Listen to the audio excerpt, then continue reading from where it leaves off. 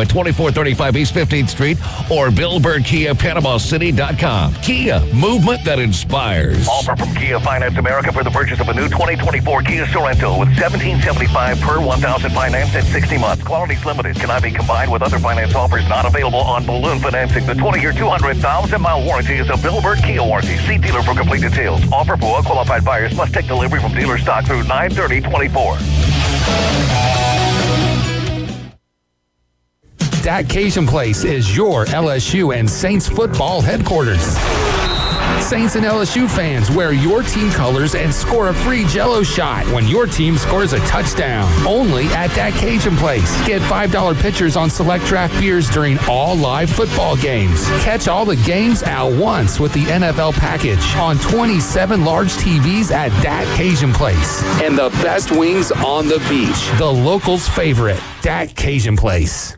People ask all the time, who the heck is Low Cost Airlines? Well, we're not just one airline. When you're talking to us, you're talking to everyone. We are the discount supermarket for all airline tickets. Plus, we have all the airlines and always have the best prices. American, Delta, United, plus all the specialized international airlines and a lot more. And we make it easy. We guarantee you'll talk to a live human in 60 seconds. You can have the rate you need and have your trip booked in 5 minutes. Now, how cool is that? And remember, when you're talking to us, it's like talking to every single airline available with one fast phone call. All you need to do is call and find the best prices to fly wherever it is you want to go. So are you ready? Call Low Cost Airlines right now. 800-708-3092. 800-708-3092. 800-708-3092. That's 800-708-3092. In the jewelry business, there is no substitute for experience. David Adamson has over 46 years of experience, 32 of those in Lynn Haven. Designing and creating fine jewelry is more than a job for David, it's a joy. If you're looking for a spectacular jewelry design that says you, or perhaps you need your jewelry repaired, look no further than David Adamson Designer Jewelry. All work is done in-house and always to your complete satisfaction. Stop in today at David Adamson Designer Jewelry, 830 Ohio Avenue in Lynn Haven. They're on Facebook and at tcjeweler.com. WGSX Lynn Haven, WVLQ Port St. Joe. Powered by Panama City Toyota. ESPN Northwest Florida. Get ready. Give us a call, 850-215-6290. Sports Talk Radio will never be the same. Oh, you gotta give him that hawk. The Afternoon Underdogs. Onion pickles. Live and local on ESPN. Northwest Florida.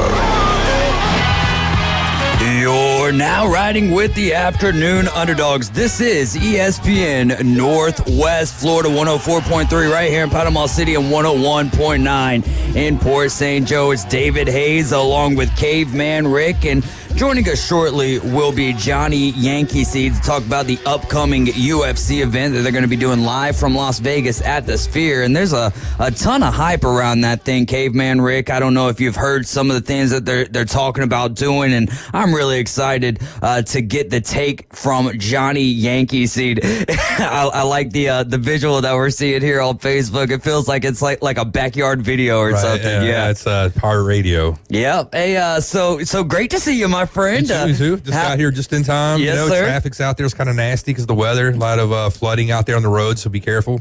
Yeah, absolutely. Be careful. And be patient today as the roads are wet. And there's a lot of traffic out there, as Caveman Rick was alluding to. You guys can call or text us today at 850-215-6290. We are your home for the Auburn Tigers, the Mosley Dolphins, and the Atlanta Braves. Cover starts for the Atlanta Braves tonight, 6 o'clock. And the first pitch between the Dodgers and the Braves tonight at 6:20. Then we've got a great slate of college football for you guys tomorrow, and then some 2 NFL games on Sunday, Colts and Packers, and we also will have the Rams and Cardinals, and then we're going to wrap it up with Sunday Night Baseball, the Braves and the Dodgers. Last night, Mosley got the W, 35-7. Navarre getting their first points of the season, but that was really on a tip pass. Mosley was in control of that game for the entirety of it, and honestly, they struggled. They struggled last night offensively a little bit. They ran the ball just fine. Sammy Freitas uncharacteristically threw for 2 interceptions last night, but still, battled his way through it, and they hung on there and got the W. It was a great game from Tommy Oliver Stadium as the Navarre Raiders fell to the Mosley Dolphins 35-7. Way to go, boys. There you go. And for your Auburn Tigers, that game will start at 6 o'clock tomorrow evening. They're not going with Peyton Thorne. They're going to be giving the ball over to the freshman, Hank Brown. So that's going to be his first start. Peyton Thorne has been the guy so far to this point for Coach Hugh Freeze. And last week, 4 interceptions. Just one bad outing, and, they put up a lot of points week 1. I mean, think it's a little bit of an overreaction? No. I don't think that it's an overreaction, because I think that you saw all that you really needed to see from him last year. And then for your first home game of the season, not your first home game of the season, your second home game of the season, but your first big game there at Jordan-Hare. And I think this is the perfect time to see what you can always make the switch back, but you need to see what you've got out of Hank Brown there. I mean, I feel you on that. I just think, with people's psyches and stuff, if you pull them too early, you might damage them a little bit. It might be hard to reel them back in and put them back out there if you need to later on down the road. So just, I don't want to see it's a little curious. Maybe give the guy another half of a game maybe and see.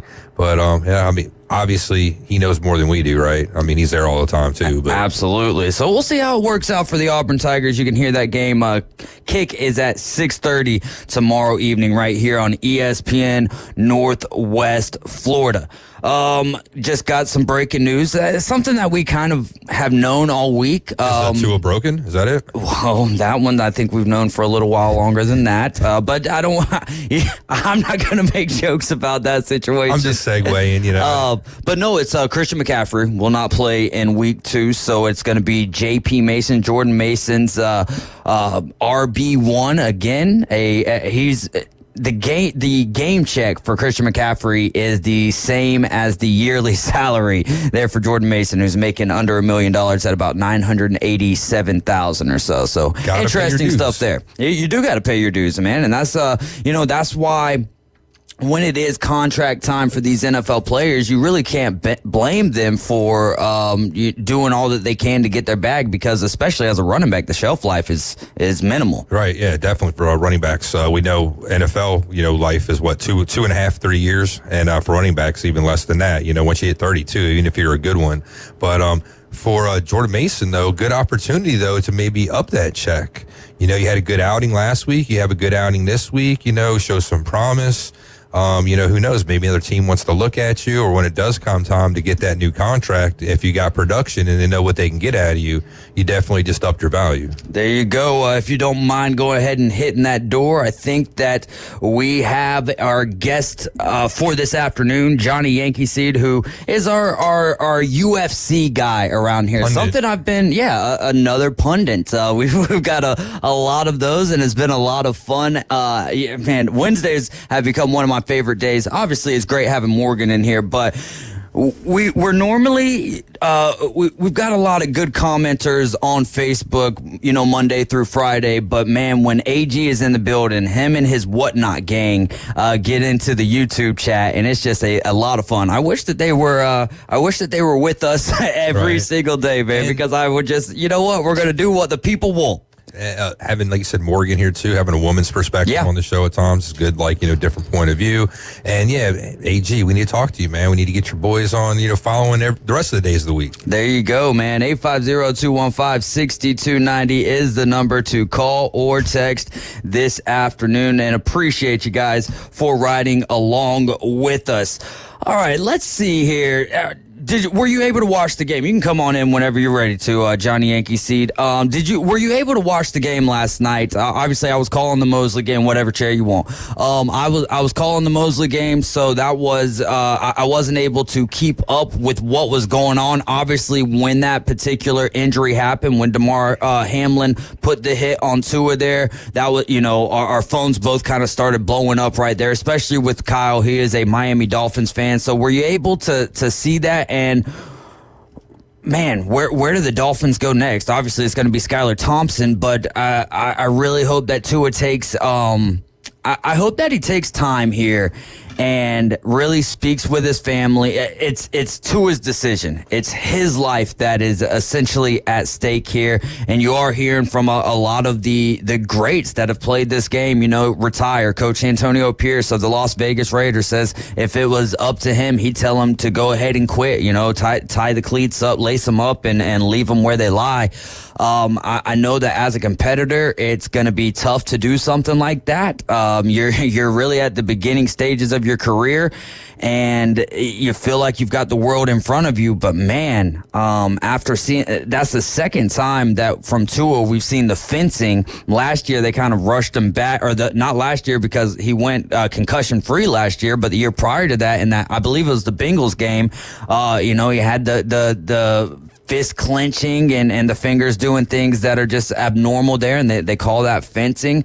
Tough situation. What was going on in your mind when you were watching? They also call it posturing too, but I didn't watch that actual hit. I missed it, that little section of the game. I was kind of back and forth, in and out of it for a while, but it's unfortunate. But you would think, being his history, the way he went, going for the extra yards in that play instead of sliding. He went head first. He lowered his head. He dropped his crown. He did everything you're not supposed to do when you tackle somebody, right? And he's doing this as a quarterback. So, one, it's kind of menacing because as a quarterback, you should know, when to go down and to save yourself and not take those hits, to be doing the smart thing, you already had the first down there. You didn't need to, get anything really extra. I feel that it probably makes you feel good, or maybe you make a statement, but and you're down, so the level of urgency is higher. That too, but still, you're more important to your team in the game than you are on the sidelines in the blue tent. You know what I mean?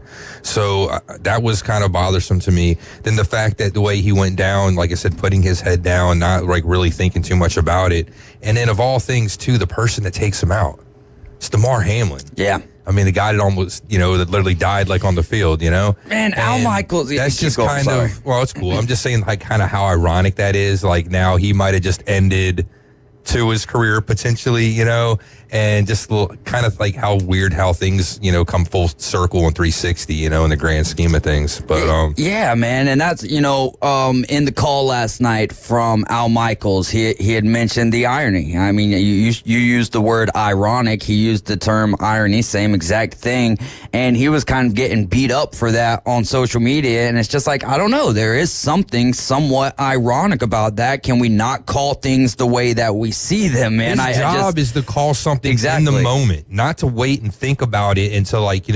how would you say, reflect on it for a given amount of time and then come up with something to say. He's supposed to be doing it right then in the moment. You can't knock the guy. He's got some of the greatest calls of all time. Do you believe in miracles? I do. I absolutely do believe in miracles. And you're 100% right, man. He is a great Johnny Yankee seed in the building with us this afternoon, my man. It's, hey, you're still representing though, right? Tough week for the Giants after their loss to the new look Minnesota Vikings. Who do you guys have coming up this week? Is it the Commanders? It is. It was also the new look New York Giants with the uniforms.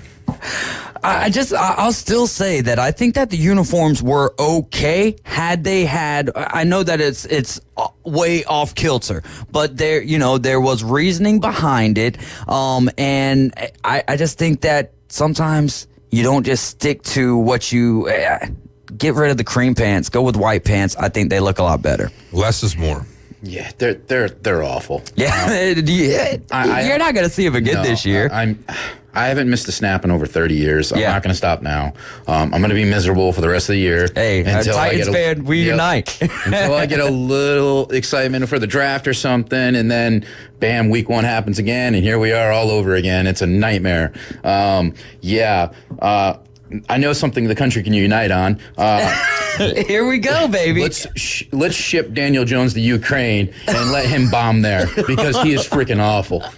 My goodness gracious. Taking a page out of Caveman Rick's book right Come there. with it, man. Like Max the Light and 2 wild card over here. Yeah, no doubt. That was definitely tough to watch if you're a Giants fan. And the thing is it would be one thing if there was higher expectations, but at what point can Dayball just like continue to roll out there with him? I think you would have a better opportunity to win ball games if you let a running back play quarterback. If they lose to the Commanders this week, you have to, like, it's all on the table. 100%. Like, give me Drew Lock. Like, I want to see him with the Jeezy playing on the sideline. Let's just go. Let it fly. Because at least he's not going to be scared. Wait, is Drew Lock a Giant? Yes, he is. Oh, my gosh. That's such a better opportunity. I'll do you one better, too, on top of all that as a Giants fan. I mean, like, and then the showing of Saquon Barkley.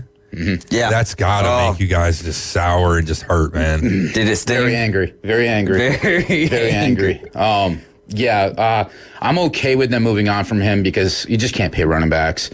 We have so many more holes, and the money was well spent in other places, but I wish he would have went somewhere else. That one hurts a little. Yeah, man. It's going to sting for a while, and I'm sure I'm going to get angrier, and I'm sure I'm going to be very angry when we face off. So, yeah. All right, man. Kyle Auburn's mentioning Tommy Cutlets. Yeah. Old DeVito. I'm down for that, too. Bring him back. Anything. He's there. They're all three are on the roster. I'm just saying bring him back, but start him. Yeah. You know? Yeah.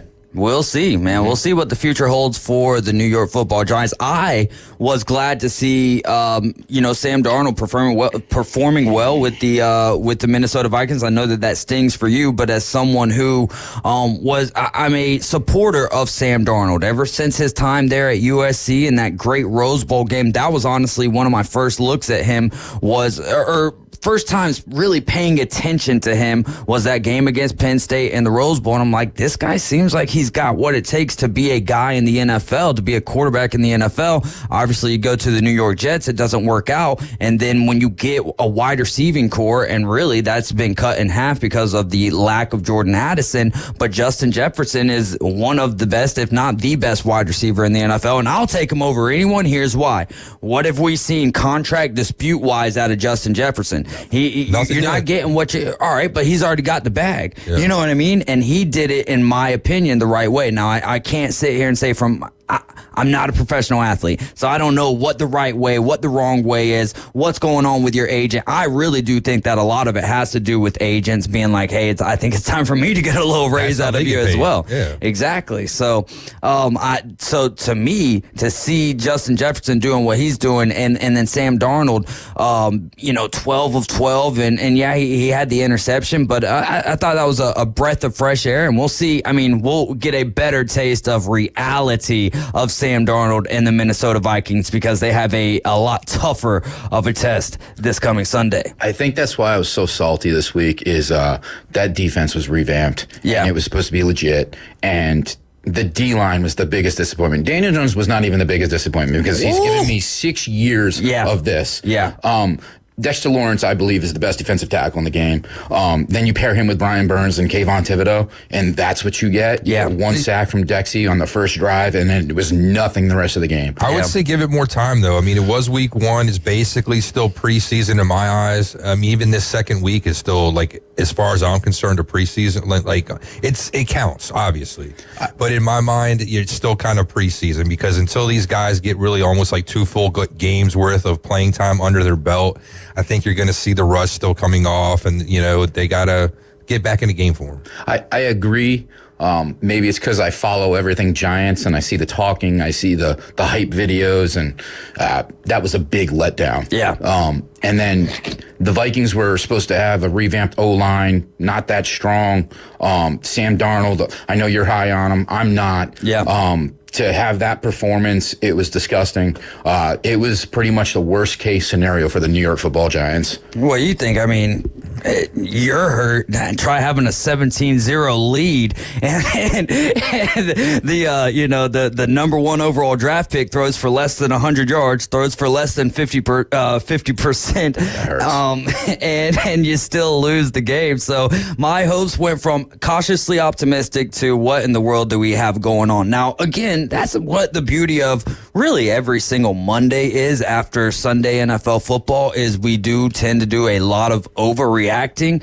But yeah, that one, that was tough. And it makes you wonder, like, is Will Levis really the guy, or are we just going to continue to shoot ourselves in the foot when we're drafting quarterbacks? And watch, I don't believe that this could happen by any stretch of the imagination in all reality, but what if Malik Willis just comes out for the Green Bay Packers and starts doing things that he never did?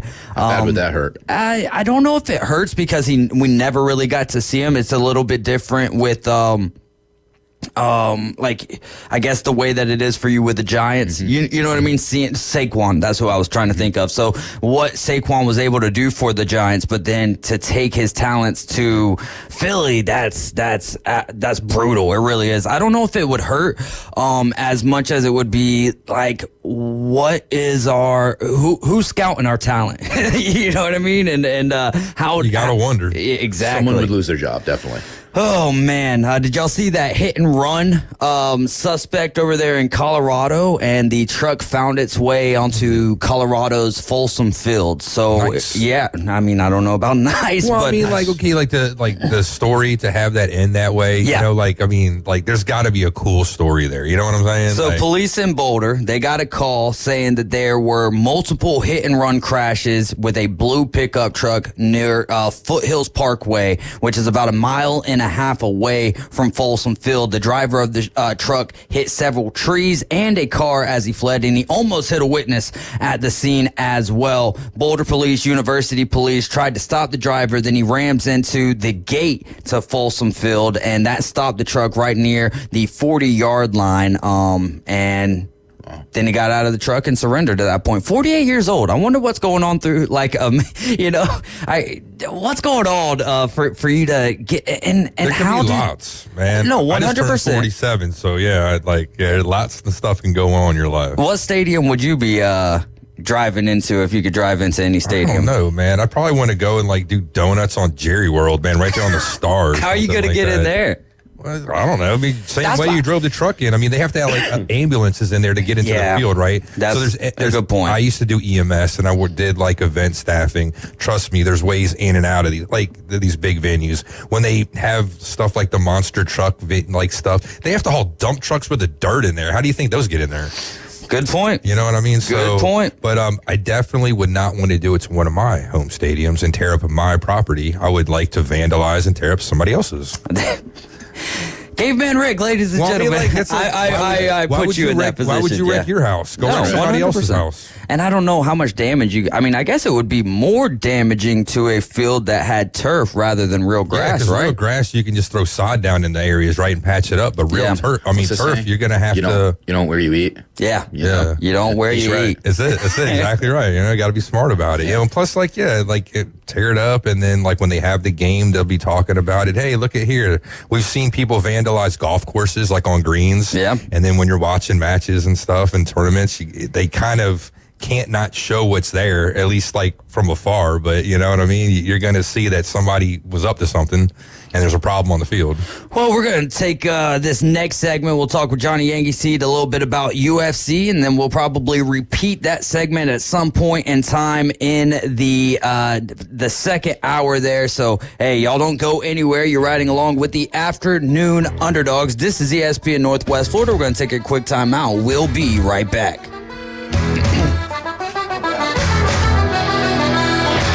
ESPN Northwest Florida. It's the Coach James Hale Show. We got a winner, Wildcat. Who we got? Good morning. Good morning. Who is this? This is Lance. Hey, Lance, congratulations. You got yourself 4 tickets to go to... Oh, you said Chomp On. Right, good job. Yes, sir. Chomp On. All right, I got to ask you. I always ask whoever calls, what's your team? Who do you love? Weekday morning 7 to 9. ESPN Northwest Florida. Good afternoon. This is Joanna on ESPN Northwest Florida with your weather forecast on this Friday. A mixture of some sun and a likelihood of thunderstorms the remainder of the day with a gentle breeze at 8 miles per hour out of the south and temps near 83. Tonight we will have possible thunderstorms and partly cloudy skies and be warm at 77. A possibility of thunderstorms and mostly sunshine tomorrow and a high 85. This forecast is brought to you by Earthworks of Northwest Florida. Thank you for listening to ESPN Northwest Florida. Rely on it. Are you tired of hearing 2 weeks when you call to get your boat worked on? Hey folks, it's Chris Kramer with Kramer Marine and Outdoor, and we'll get you in and back out on the water as quick as possible. We're a full-line Yamaha outboard dealer and Suzuki outboard dealer, and we have master-trained certified mechanics on site. So if it's just an annual service, electronics install, trolling motor install, or all the way up to a full repower, we can take care of you. So stop by and see us in the corner of Frankfurt and 23rd next to Bill Kramer GM, or call us at 850-851-0453. Hi, I'm Tracy, your diamond girl at Tracy's Fine Jewelry. Shopping for the perfect diamond can be difficult, but that's why I've trained my staff to be helpful and to offer you a stress-free diamond experience. Pick your sparkle and use our easy layaway plan. Every woman deserves an exquisite diamond from your diamond girl at Tracy's Fine Jewelry. We don't work on commissions. We work for smiles and I-dos. So if you're tired of high-pressure salespeople, stop by and see us today at Tracy's Fine Jewelry. The Braves have battled through a lot this season, and now the battle turns to the playoffs as the Braves try to lock up their spot in October. Swung on and rocked down the left field line. Rolling down the line all the way to the wall. 2-1 Atlanta here in the fourth. Tonight, the Braves close out this huge series in Atlanta as they get one more game against Mookie Betts and the Dodgers live from Truist Park. Braves coverage begins after the afternoon underdogs. First pitch 6:20. You're home for the Braves. ESPN Northwest Florida. But to be the man, you gotta beat the man. It's the Afternoon Underdogs on the Sports Talk Monster. You're gonna be mine! Woo! ESPN Northwest Florida. We are back. This is ESPN Northwest Florida 104.3, Panama City 101.9, and Port St. Joe. I'm David Hayes along with Johnny Yankee Seed and Caveman Rick, and we are your home for the Atlanta Braves, and they have the Dodgers this evening, and they are not in a wild card spot anymore. The Mets now hold the final wild card spot in the National League, and time is running out. So let's pick it up, and this is a tough series for the Atlanta Braves as they're going to have the Dodgers. Yes, it is in Atlanta, so hopefully that plays into the favor of the Atlanta Braves, who are really just a few games behind. Well, I say a few. They're about 9.5 or so games behind, or 8 games actually behind the Dodgers. But UFC 306 is going to be maybe the most unique UFC experience that we've ever had. It's going to be in Las Vegas at the Sphere. And from some of the things I was listening to on ESPN Northwest Florida earlier with Canty and Carlin is that it seems like you're going to be in different worlds for each fight. Is that something that we, the viewer, are going to experience, or is that something that you only experience if you're there in the Sphere? I would hope so. I would hope that they've thought about making that translate on television, because if not, what a big fail that would be. Yeah, I mean, because there's a lot more people watching abroad than there are in there, Yeah, so I'm looking forward to it. I'm intrigued by it. The fight card's not as impressive as I would like it to be, but I understand it. He's got me intrigued just for he's basically said it's going to be a movie. So I don't know what to think here.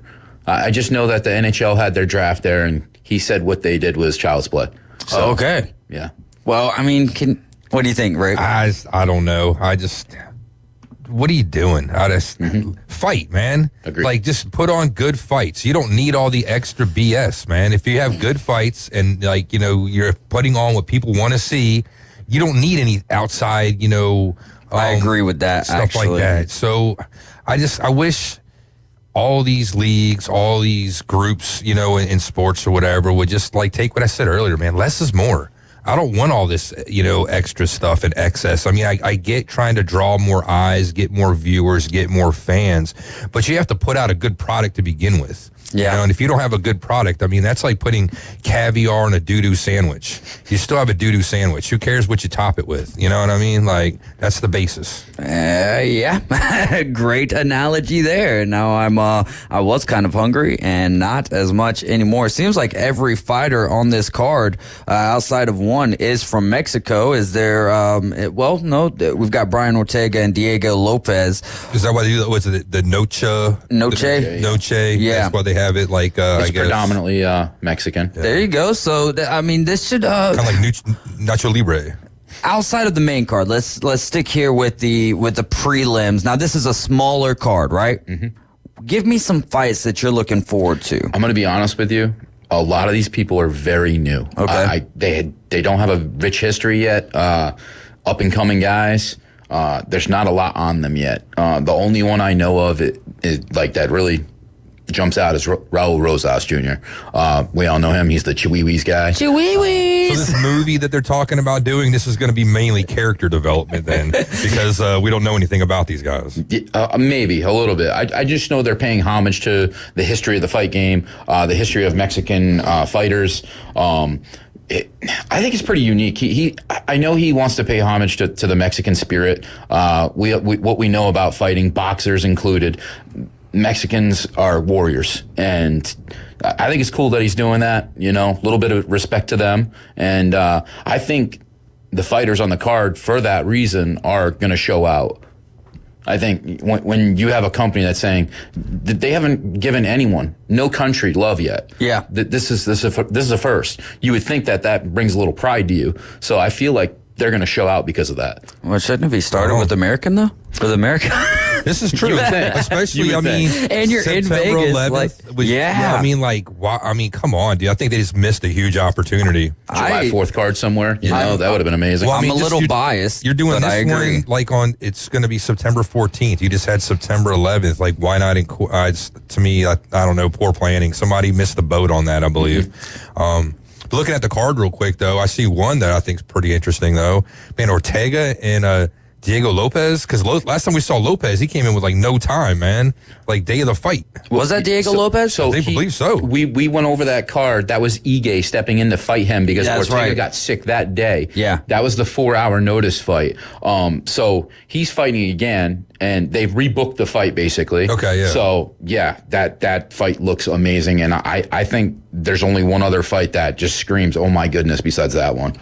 And what's that, the headline of the main card? No. Daniel Zell, I don't know how to say his name. We're going to go with Zelluber. Yeah, and then Esteban Ribovic. Also, two tough names there to go. That fight is going to be a stand-up battle, and I think it's going to be very interesting. I don't think either guy has lost in the UFC. I'm not positive on that, but to my knowledge, Daniel is a clean striker.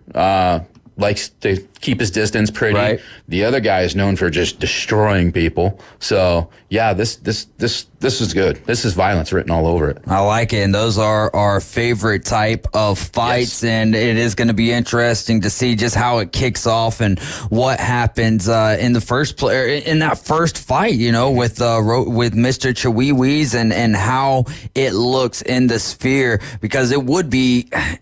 If this is a dud from the television perspective, then Dana White and all of the building up to this is like, kind of, what are you doing? And it goes back to what Caveman Rick said, in my opinion, here with the UFC, is you've got something that boxing is kind of lost this, right?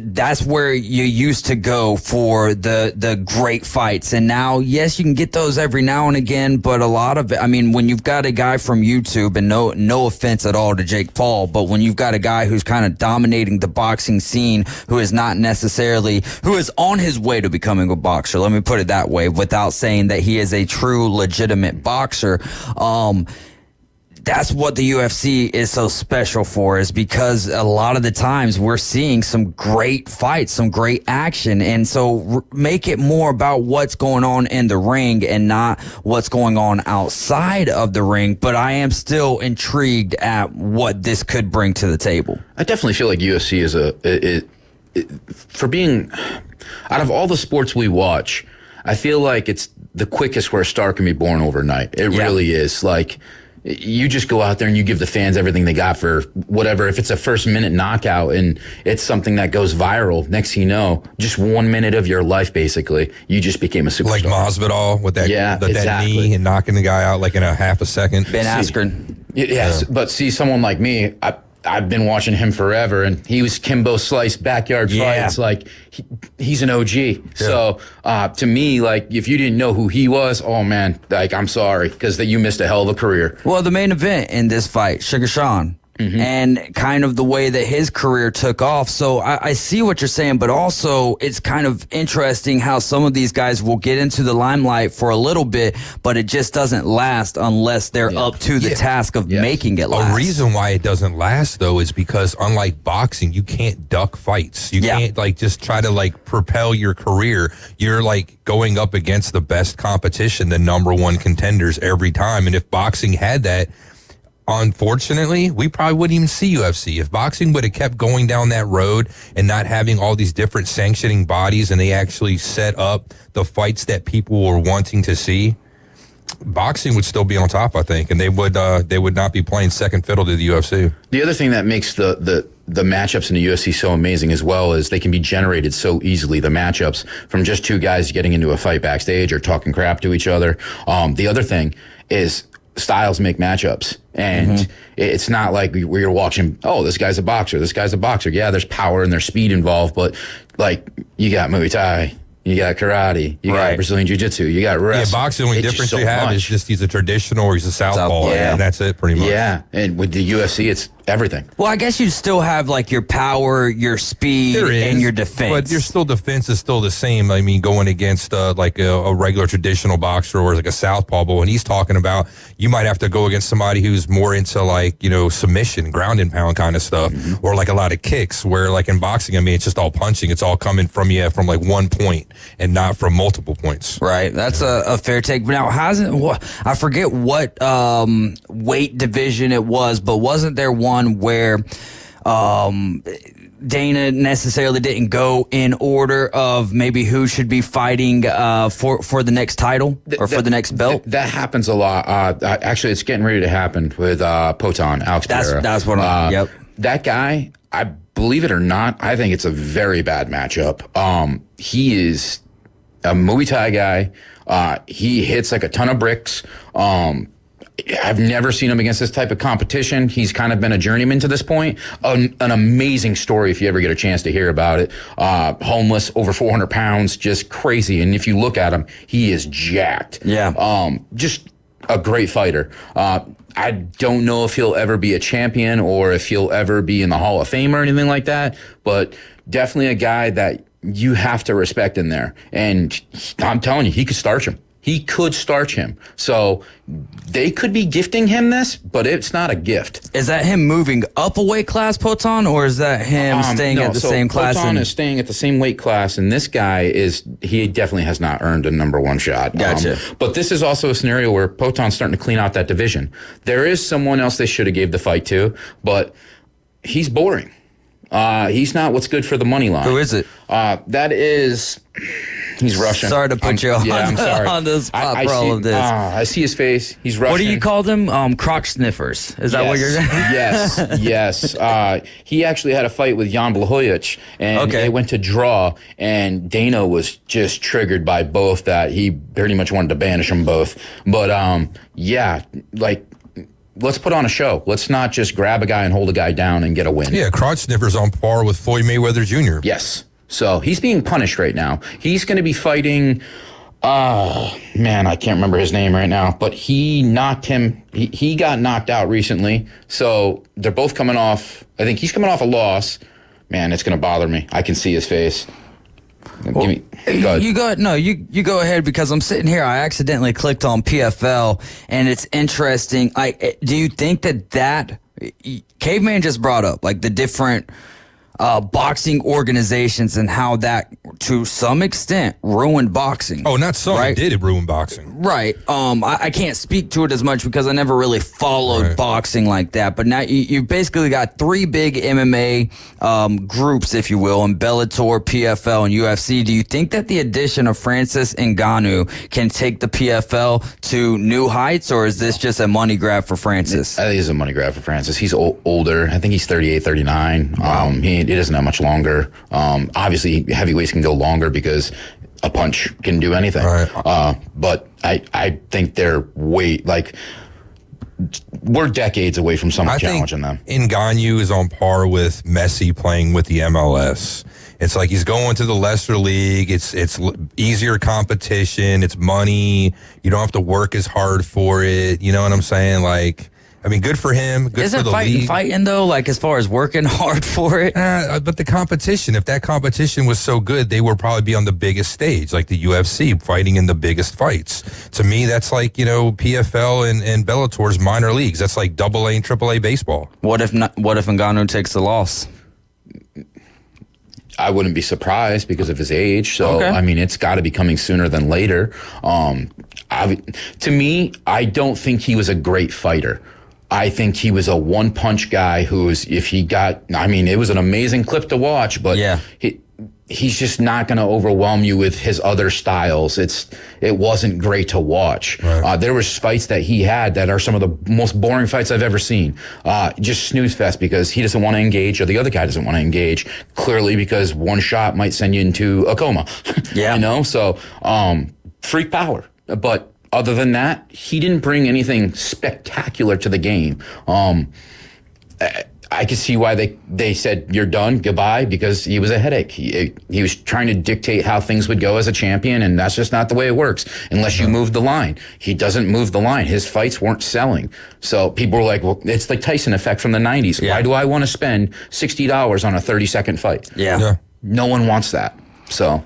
Well, yeah, I was watching the Chris Moutinho Sugar Sean fight. Mm-hmm. The zombie kid essentially who just kept on walking. Man, that was such a fun normally, if I've already seen a fight, I'm not going to sit there and rewatch it. But that one, I remember when I was watching it live, just like, golly, this doesn't even make sense. This defies physics, if you will. Sugar Sean, Merab, this is a pretty big fight, right? People have been calling for Sugar Sean to take on Merab for a while here. Mm-hmm. What do you think of this fight? What do you make of this fight? Here later on in the show, we'll come back and make our picks here for UFC 306. But let's finish off this segment talking about the main event. Real quick, it was Muhammad Ankalaev and Alexander Rakic. There you go. That's who's fighting. Okay. This is a very interesting fight. I see it going one of two ways. Merab crotch sniffing away, but the problem with that is in this fight is he has to do that for 5 rounds and not get caught. I don't think that can happen. Clearly, Sugar's got the best hands in that weight class, and he can catch him 100%. If he can catch Sterling, who's Merab's training partner, he can catch him. There you go. Caveman, do you have any thoughts on this particular, this main event? I'll say real quick here that for me, watching Sugar Sean now for a good while, he is one of the more... he's a draw, man, and he's a lot of fun to watch, and man. I like that. I think that is, colorful hair and all of that good stuff is something that kind of catches your eye. But then whenever you see him and what he's able to do, you're like, wow, he's got it. Yeah, I think kind of the same, flashiness, the different colored hair, the outfits he wears and stuff. That's all great as long as you can back it up in the ring. Who cares what you're doing? If you're just throwing that stuff on just to get attention, you got to back it up. So far he has, right? So, yeah, it should be a good fight. He's the champ right now. He holds the belt. I think he'll probably end up winning. I want to see a good fight. It sounds like these guys kind of don't like each other. There's some animosity there. I heard, Shane talking, junk. But they usually do before fights about putting guys to sleep, and letting them, know what's coming, here down the pipe for them. But I want to see a good fight because, with all this hype that they have, being in the sphere and all this, I hope it works out, and I hope it is a spectacle like they want it to be, because I really hate to see it kind of fall flat on its face. I mean, you're doing it on this other venue, too, in Vegas. You already got, the Apex Dome or whatever, that's your own house that you have in Vegas, too. So that's another kind of head-scratcher for me, too. Wouldn't you want to make money at your own venue? I understand, how you can do other things, but...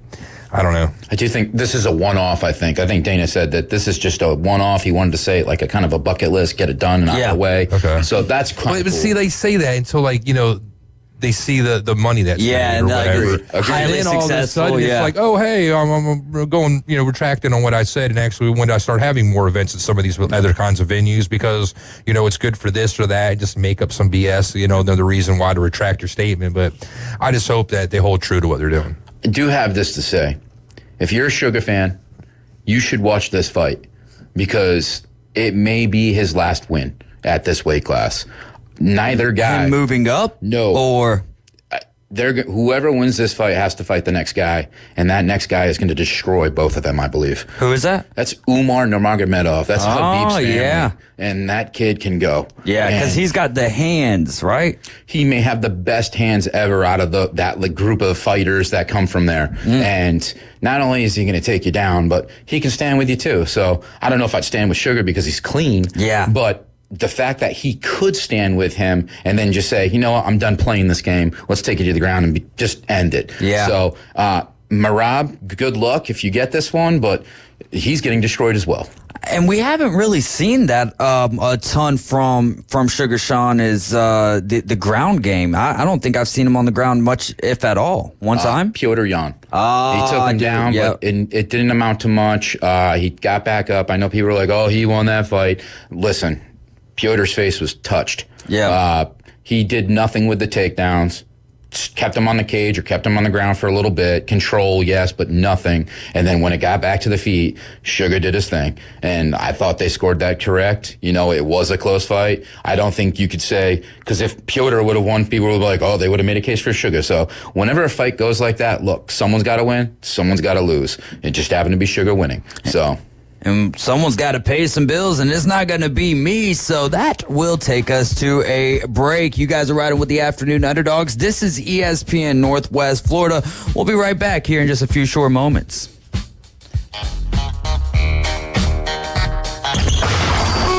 ESPN Northwest Florida, the Paul Feinbaum Show. Chris, I mean, we've heard you all summer. Nobody wants to hear any more from you. But would you do me a favor and repeat after me? Yes, sir, I'll do it. Go ahead. My program is a joke. Nah, I ain't saying that, Paul. We're going to see. Yeah, my program, the Clemson Tigers, are a joke. Thanks. We'll be right back. Paul Feinbaum, weeknights, 6 to 10 on ESPN Northwest Florida. Good afternoon. This is Joanna on ESPN Northwest Florida with your weather forecast on this Friday. A mixture of some sun and a likelihood of thunderstorms the remainder of the day with a gentle breeze at 8 miles per hour out of the south and temps near 83. Tonight we will have possible thunderstorms and partly cloudy skies and be warm at 77. A possibility of thunderstorms and mostly sunshine tomorrow and a high 85. This forecast is brought to you by Earthworks of Northwest Florida. Thank you for listening to ESPN Northwest Florida. Rely on it. All roads lead to adventures this fall in a brand new Kia from Bill Bird Kia. Discover our Kia SUV family and get ready to forge a brand new path. Bill Bird Kia is now offering 2.49% APR for up to 60 months on the purchase of a new 2024 Kia Sorento. You'll get the perfect balance of comfort, safety, and technology. It's the best family SUV with third row seating space for the entire family to unwind. Bill Bird Kia is the home of their 20-year, 200,000-mile warranty. Stop by and see us anytime at 2435 East 15th Street or BillBirdKia.PanamaCity.com. Kia, movement that inspires. Offer from Kia Finance America for the purchase of a new 2024 Kia Sorento with $1,775 per 1,000 financed at 60 months. Quality's limited. Cannot be combined with other finance offers not available on balloon financing. The 20-year, 200,000-mile warranty is a Bill Bird Kia warranty. See dealer for complete details. Offer for all qualified buyers. Must take delivery from dealer stock through 9/30/24.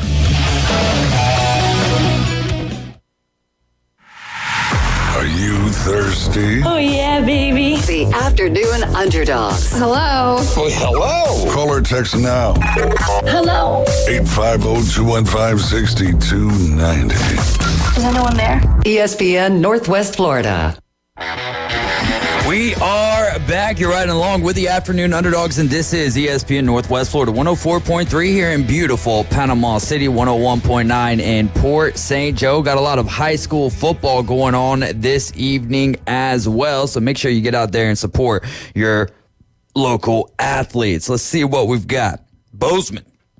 They're going to be hosting Mariana tonight. Mariana undefeated. They're 3-0. Bozeman 1-2 to this point of the season. They kick off tonight at 7 p.m. I don't think that the weather's going to play a factor because obviously they're going to play in the rain. As long as it's not lightning, we should be good to go. Rutherford looking for their first win tonight. They are 0-3, and they are hosting Holmes County tonight.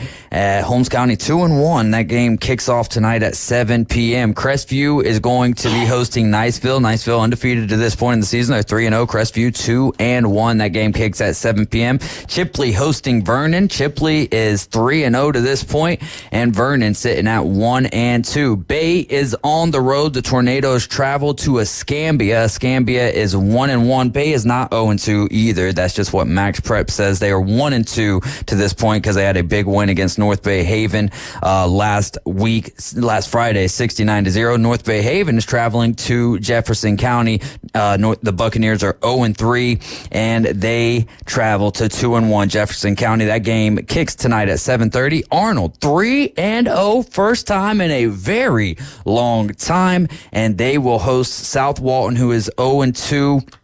And those losses came very close, and they kick off tonight at Gavlak at 7 p.m. So get out there and support your local athletes tonight for some Friday night lights.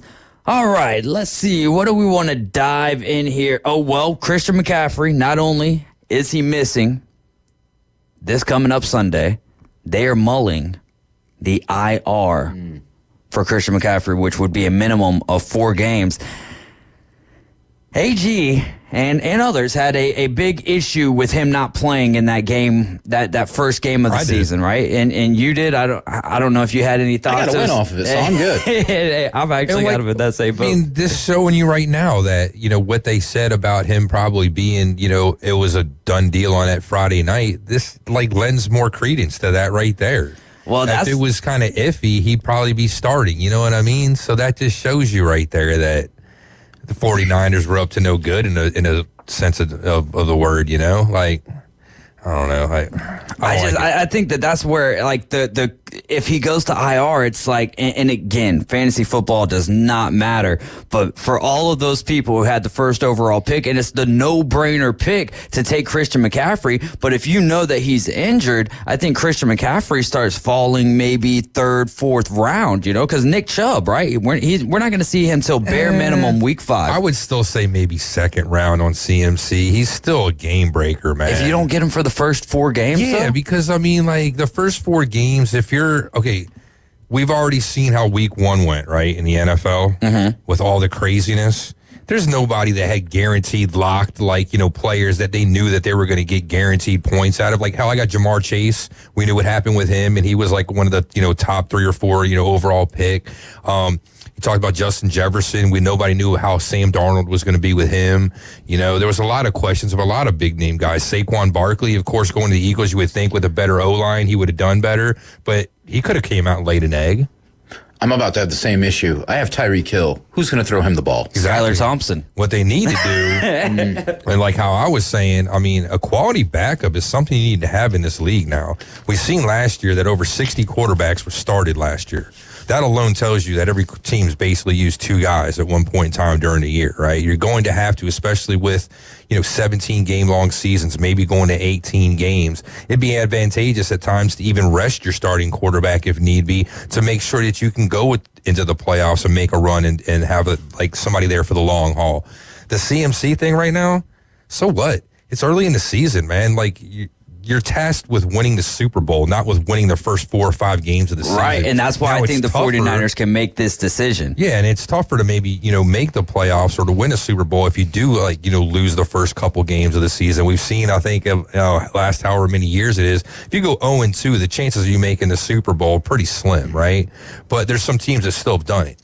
So, and they're a team that could. Now, I thought the 49ers were going to take a step back. I thought they have dodged the injury bug the last couple of years for the most part, and eventually was going to catch up to him. Well, look what we're already seeing. Yeah, no, that's a great point there. And, Ryan Tannehill is a free agent.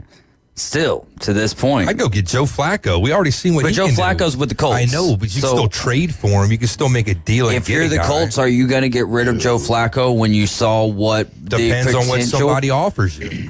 But my thing is like I don't know if I even care about what someone offers me when I've already seen in week 1. Look, yes, Anthony Richardson can toss the rock and he can run, but he still hasn't really learned to slide and get down. So I don't. So. I don't know. If I'm the Colts, I feel I like our chances. Even after week 1, losing to the Houston Texans, I still like our chances of winning the AFC South. Yes, the Texans look to be the class of the AFC South, and Joe Mixon has been a welcomed addition over there, at least after week 1. But I'm not, like you just said, it's very important to have a really good backup quarterback, and you saw what Joe Flacco was able to come in and do with the Cleveland Browns, so there's no way I'll let him go. Look at the Falcons. They drafted Penix. Everybody was scratching their heads, and doesn't look like it's too bad of a move now. Especially if we end up seeing him this year. Yeah. Could you imagine? Oh my goodness. What did you think of the Steelers being able to come away with the win in Atlanta? I think it's the most Atlanta thing ever, but Kirk Cousins not looking so spiffy in his Falcons debut. I did not catch that game, but that does surprise me a little bit. Not too much because it is the Falcons, and it is the Steelers. Yeah. And it is the Steelers, yeah. As long as Tomlin is coaching, they're always going to have a shot, or they're always going to be in a game. So I would never count him out, and I would rather be on his sideline. I don't think it was that crazy. The Steelers winning by kicking all those field goals and still winning the game. It just seems that's Pittsburgh. That's the Steeler way. Yeah, that's right. It might have been ugly. Like, they took a nosedive out of the ugly tree. They hit every branch on the way down. Then the ugly train smacked them and drug them 100 miles. But they still got the W. So what do you see when you draft a QB that isn't quite ready, but you have to start him? The coach managed expectations, simplify it, great defense, kick field goals, don't make mistakes, and then somewhere halfway point through the year, maybe a little further, he's starting to catch it. Let's go. Let's expand the playbook. Let's do this. Let's do that. Next thing you know, hey, we got to run here. Could that be a case with the Steelers? It's a tough division, too. It is. It is a very tough division, and we've seen Justin Fields over there with the Bears, but the Bears never really put anything around him for us to see what Justin Fields could do. I don't think that Justin Fields is a very good thrower of the football. However, Arthur Smith is a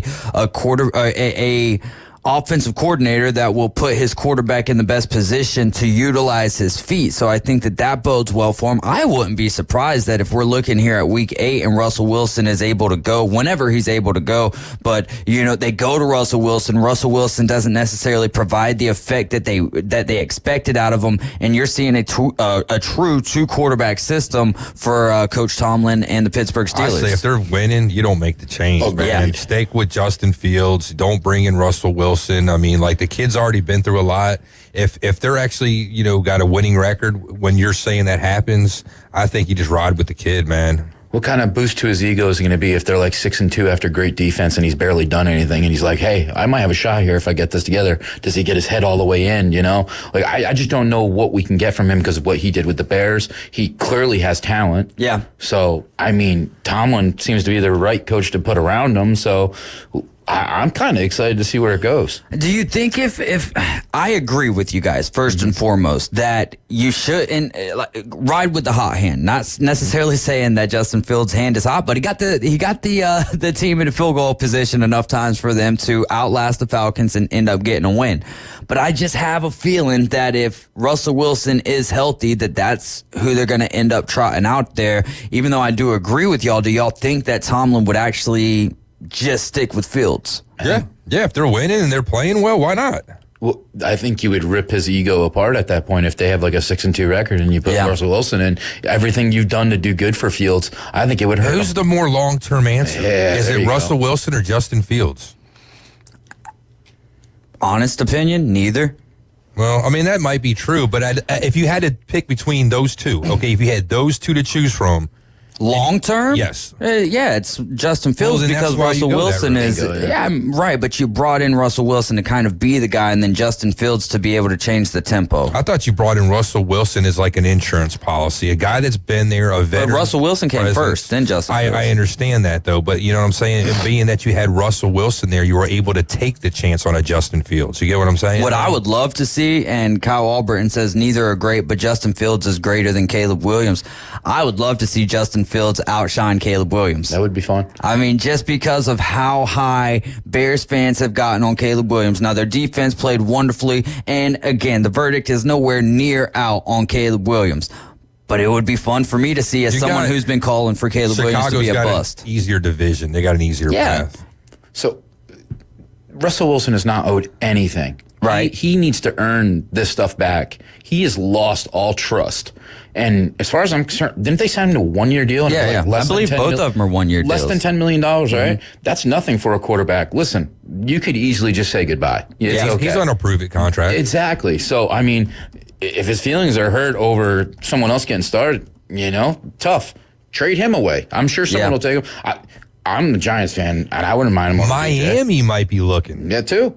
Russell Wilson to Miami? Yeah, I mean, possibly. You got a veteran guy. I mean, you might like him better than the option you got now. And listen, I love Tua Tagovailoa, right? And if you go back and you listen to one of my first years here on ESPN Northwest Florida, I don't believe that Tua is going to be a great NFL quarterback, not because of his talent, but because the injury, the prone to injury, the lack of wanting, he always wants to do more than what he has to do. I think any quarterback that comes into that position that is worth their salt is going to be a blessed quarterback and is going to be a successful quarterback over there with the Dolphins. Now, they've got some algebra that they got to do to figure out how in the world they paid Tua, but the way that deal structured was very team friendly. It actually gave them an out after 2025.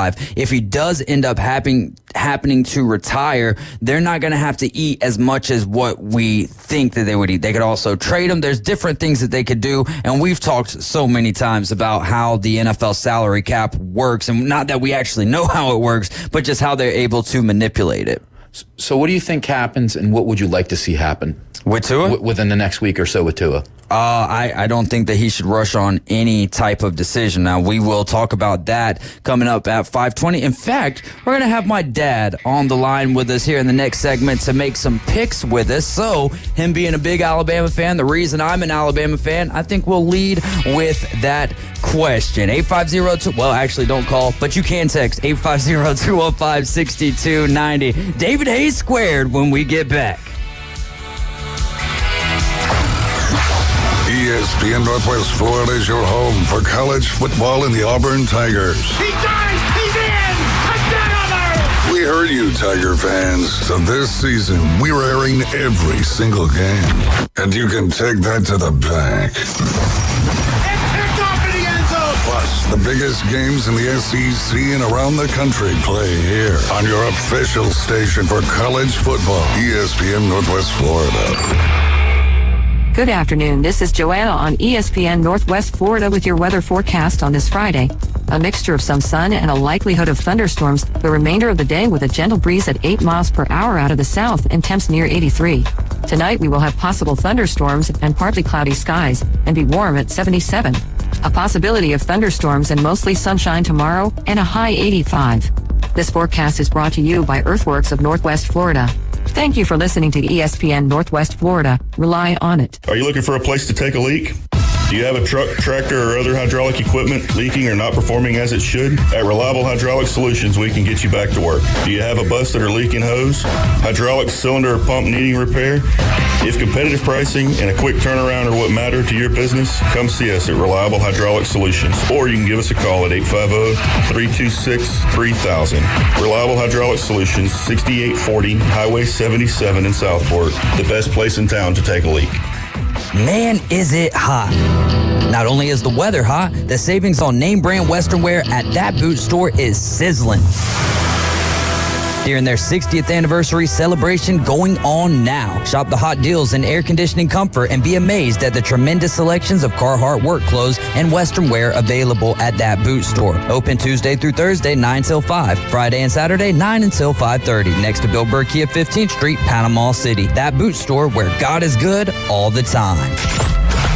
The Braves have battled through a lot this season, and now the battle turns to the playoffs as the Braves try to lock up their spot in October. Swung on and rocked down the left field line. Rolling down the line all the way to the wall. 2-1 Atlanta here in the fourth. Tonight, the Braves close out this huge series in Atlanta as they get one more game against Mookie Betts and the Dodgers live from Truist Park. Braves coverage begins after the Afternoon Underdogs. First pitch 6:20. Your home for the Braves. ESPN Northwest Florida. WVLQ Port St. Joe, WGSX Lynn Haven, powered by Panama City Toyota. ESPN Northwest Florida.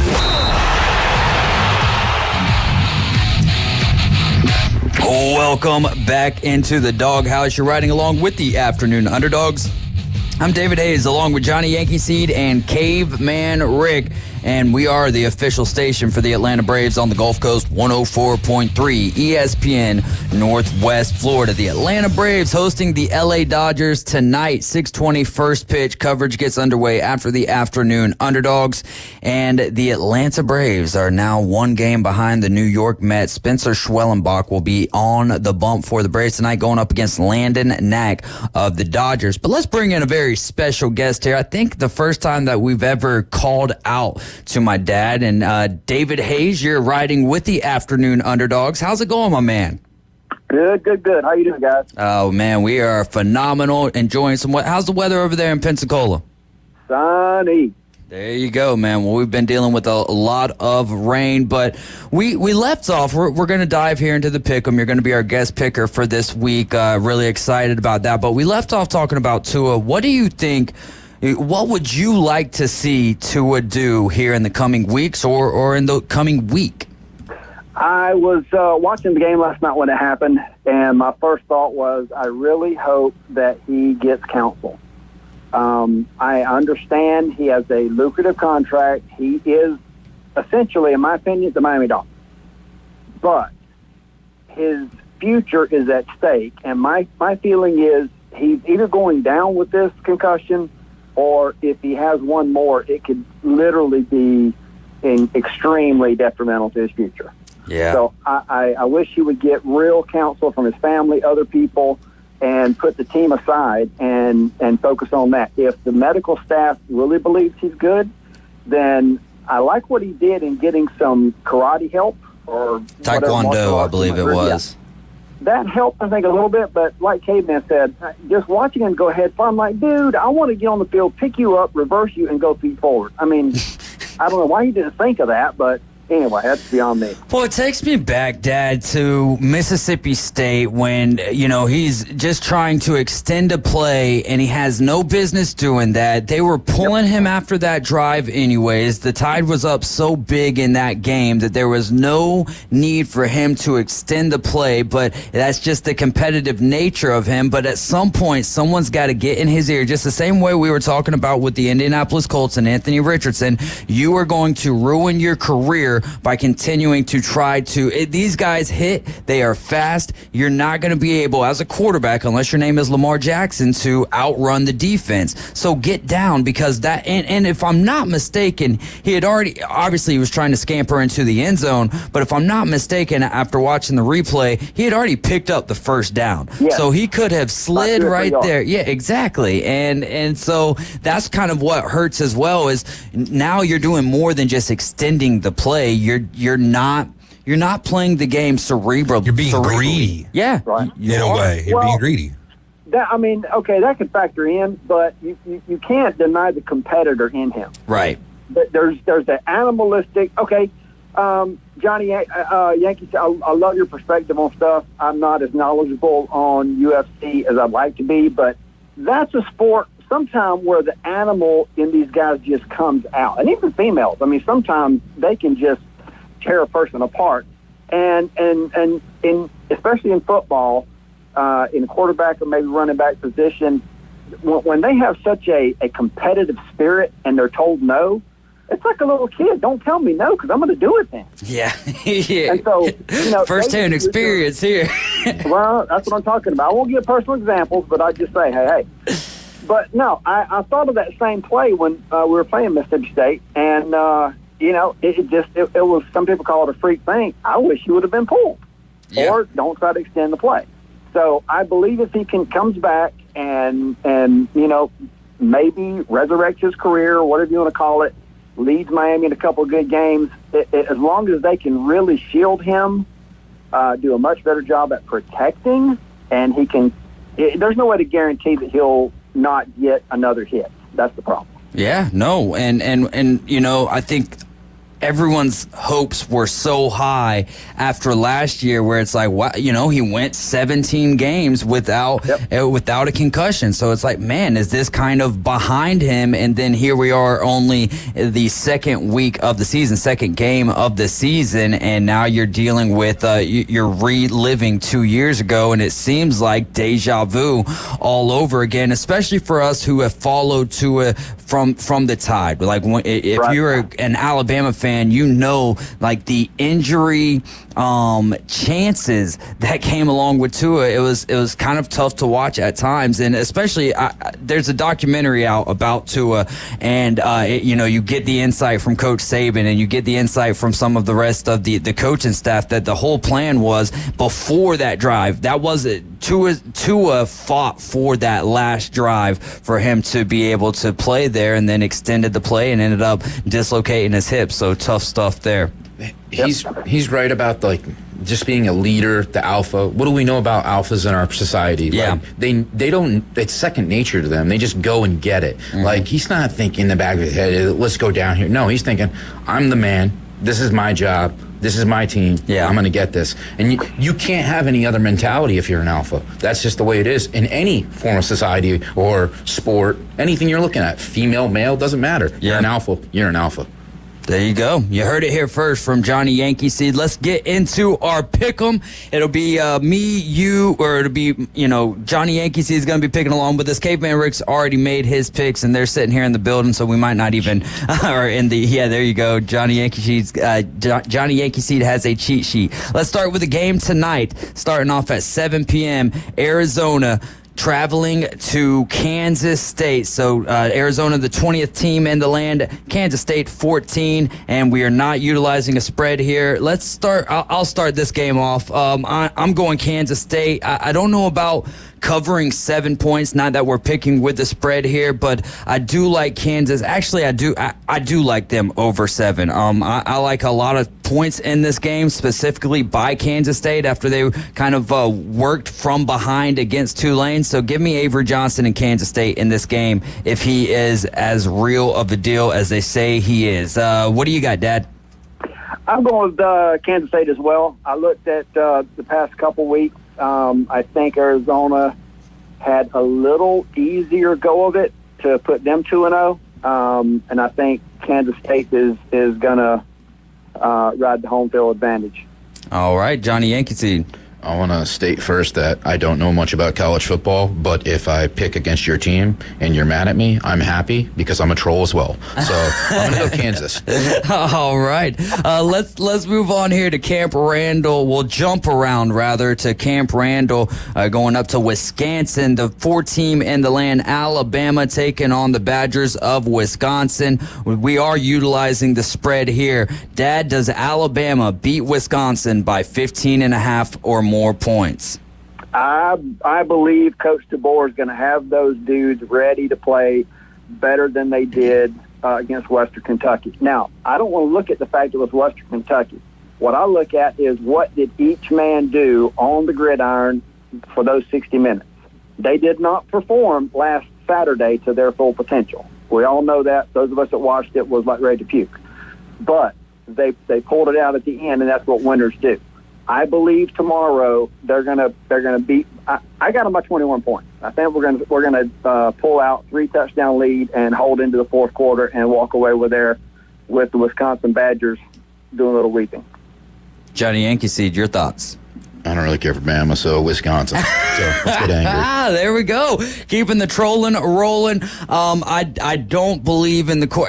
As much as I like Luke Fickell and what he brings to the Badgers, I don't think that Tyler Van Dyke is the answer. I don't think that the offensive line is going to be able to hold up against the Alabama defensive front there. I think that the Alabama defense is actually going to have a field day in this game, and I think that they cover, and I think that they cover late. I don't know if Alabama's offense gets off to the start that we maybe all expect them to. So I like 21 points as well, but I think that it's one of those where it's 17-3 going into the final quarter, and then Bama maybe scores 2 more touchdowns there, and a late touchdown by Wisconsin to make it a 21-point deficit. I like them to cover the spread, though. Let's keep it in the SEC, where College Game Day will be the 16th team in the land. LSU travels to South Carolina. South Carolina is a 7-point dog here.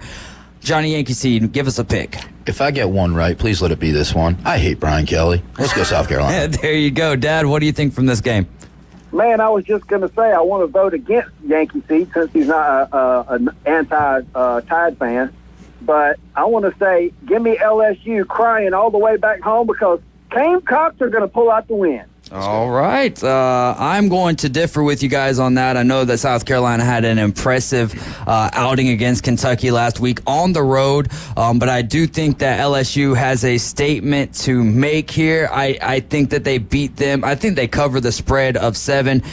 Give me, as Kyle Alberton just said on the Facebook feed, give me the Corn Dogs. Moving on, Memphis at Florida State. This is a big-time game for the Seminoles here, who are 0-2, looking for their first win of the season. Norvell Bowl. The Norvell Bowl, yes. Memphis and the Tigers were the team that Coach Norvell coached prior to the Seminoles.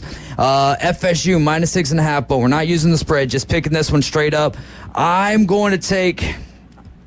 Oh my gosh, this is it really is so tough because I think Florida State should win this game, but for some reason I just can't put any confidence. I can't put any stock into Florida State. I'll be nice. I'll take the loss here if I have to. I'll take Florida State. I think Memphis keeps it closer than 6.5 though. Dad, what do you got? I got FSU. I like the storyline. I think Memphis will want to tear the Seminoles apart based on Norvell being the previous coach. But I think it's going to be a stronger, just something in the FSU Seminoles team as a whole. I think that they're going to come out fighting. I mean, they're 2-0. I mean, 0-2, and there's such a bad taste in everybody's mouth. And I see them coming out with a win. They're going to eke it out probably by field goal, maybe 4 points. But, yeah, it's going to be a tight game. What do you got, Johnny Yankee Seed? Something I have absolutely fallen in love with being down here in Northwest Florida from the Northeast as a transplant is the SEC. And I love poking at every SEC team just because I see a way to get at someone. Yeah. And, man, I want to keep it rolling. Let's go Memphis. All right, no doubt. And Florida State's I know they're not, but just being down here, they feel like they're a part of it. It's not just that, but like I work with tons of FSU fans, tons of Gator fans, and anytime I can pit them against each other, it's great. So let's keep going. There we go. Trolling and rolling here with Johnny Yankee Seed, and we're going to pick another Florida game here. Texas A&M travels to the Swamp. Florida is a 4-point dog, or was when I put these spreads together. This game will be at 2:30 in the afternoon. Dad, why don't you lead off with this one? Who do you have, the Aggies or the Gators? I'll say 1 2-word phrase, and you'll get my pick. Gator hater. And that means he's going to be rolling with the Aggies here. We'll see if Coach Elko and the gang can get it done. Oh, man. Johnny Yankee Seed, save me here. You go ahead and make your pick so I can think about what it is I want to say. I want to see them both keep torturing because Kyle is a Gator fan. Every time I'm going to go against them, so let's go A&M. All right. Oh, make sure you're marking these down because I'm going to keep your picks as well. Yeah, you're good. It doesn't matter. All right. Kyle Alburn says, hang up immediately and disown him. Nope, that's my dad, and I tend to agree with him. here's my situation, though.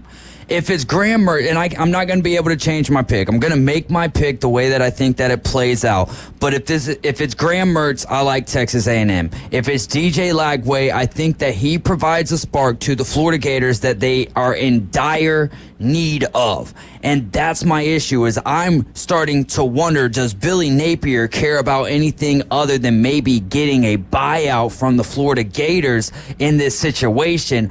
I'm going to take Florida because they're at the house. I've already messed this up one time this year, but from what I've seen from Texas A&M, if it's Connor Weckman, if it's Graham Mertz, I don't really have too much faith in either one of those, but I am going to take the Florida Gators here in this particular game. Now we'll go to the Civil War, Oregon and Oregon State. Oregon comes in as the 9th team in the land, but they need to win this game by 16.5 points. I'm taking the Beavers of Oregon State to stick within 16.5 because I just don't believe that Oregon's defense is up to snuff this year. Dad, what do you have? So we're going to spread this game? Yeah, 16.5. Same way with Alabama, and this is our final game that we're utilizing the spread on. Yeah, I'm going to side with you on that. I don't think Oregon is going to run the table on them. I think it'll be probably under 2 touchdowns. Johnny Yankee seed? I'll stay with y'all. All right, so that is a sweep for the Beavers. Now we'll go to the Apple Cup, Washington State at Washington. Washington 4.5-point favorite, total sitting at 55.5. For some reason, I'm going to go with the Cougars. I'm going to take the Cougars in this game. I think that they have a chip on their shoulder for being one of those teams that was kind of left out of the massive movements of the conferences. Washington has found their home in the Big Ten. However, they're not the same team that they were last year, so give me the Cougars. Who are you going with, Mr. Senior? Cougars can overtake a Husky. I'll go with the Cougars. There you go. And Johnny Yankee seed? Oh, he had to say Husky. That's something I do know. Go with the middle-aged women. I want to stick with the only Husky, so I guess I'll go State. Oh, wait, you're going with... Wait, who's the Washington's Husky? The Huskies, Washington State's the Cougars. Washington State. All right, there we go. Now our Miles special of the week, Western Kentucky at Middle Tennessee State. Not a whole lot going on with this game, but Middle Tennessee State is a 7.5-point dog for reference. Give me the Blue Raiders here to win this game, even as the dog. Dad, what do you got? I'm going to go Western Kentucky. I like what they did against Tide. They're minimally, but I think they do a good thing in their own conference, and I think they'll pull out the W. All right. Johnny Yankee seed? I don't know who to go with here. Let's just go Western Kentucky. Yeah, just close your eyes and make a pick. Our next game is going to be at 6:30 in the evening. Windiana, as we've started calling them around here for Max Delighten. We've got Indiana at UCLA. UCLA struggled in their game against Hawaii a few weeks ago. I like Indiana in this ball game. What about you, Dad? I'm going with Indiana solely on the basis that my man Max represented the Tide this week. There you go. That's a good reason to pick him, and I'll let him know that you are the sole reason that he ended up that you ended up going with Indiana. Who do you have, Johnny Yankee seed? I roll with y'all. Indiana. All right, we'll keep it as a sweep there, and then we'll go to the Big 12. The Golden Knights of UCF travel to TCU, who's just, as far as Tuesday goes, they were a 0.5-point favorite. The total sitting at 61.5. UCF for TCU. Dad, lead us off. I'm going to go UCF. All right. Johnny Yankee seed? That's a Florida team, right? Yep. Yeah, anytime that's a Florida team can be better than Florida Gators or FSU, let's go for it. All right. With that being said, I was privileged enough to call Randy Pittman here for the Mosley Dolphins, so I'm going to go with KJ Jefferson and Randy Pittman and the Gus Bus of Gus Malzahn. Give me the Golden Knights for another sweep there. Dad, do me a favor, hang on the line, and when we get back, we're going to pick our 5 NFL games, okay? Yes, sir. All right, you're riding with the Afternoon Underdogs. This is ESPN Northwest Florida. Quick timeout, then David Hayes Square, Caveman Rick, and Johnny Yankee Seed will be right back.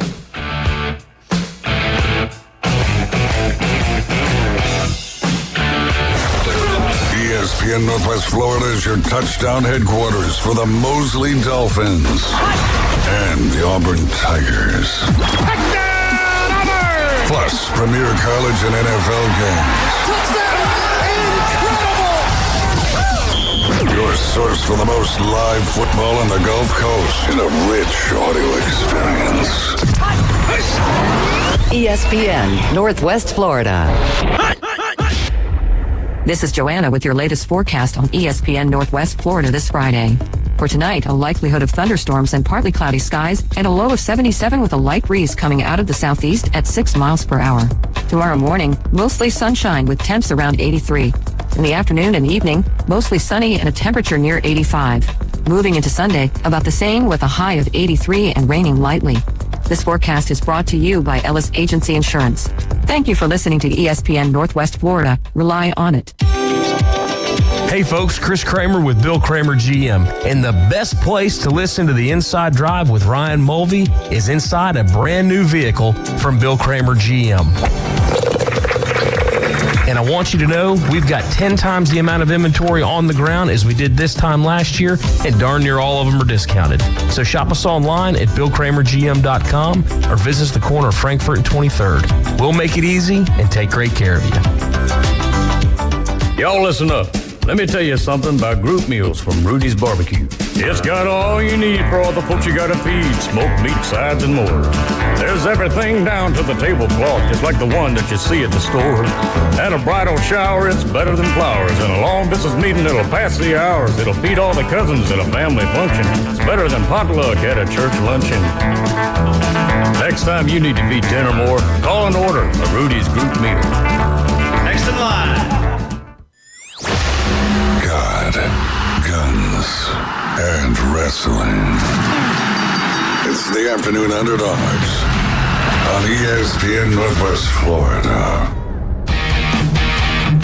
We've got one more segment, and then we'll get to our final segment of the afternoon where we're going to go back to UFC 306 here with Johnny Yankee Seed and make our picks for the fights. But first, we're going to finish up our NFL picks for week 3 here in the Pick'em. Obviously, week 2 in the NFL, but it's our 3rd week of the Pick'em.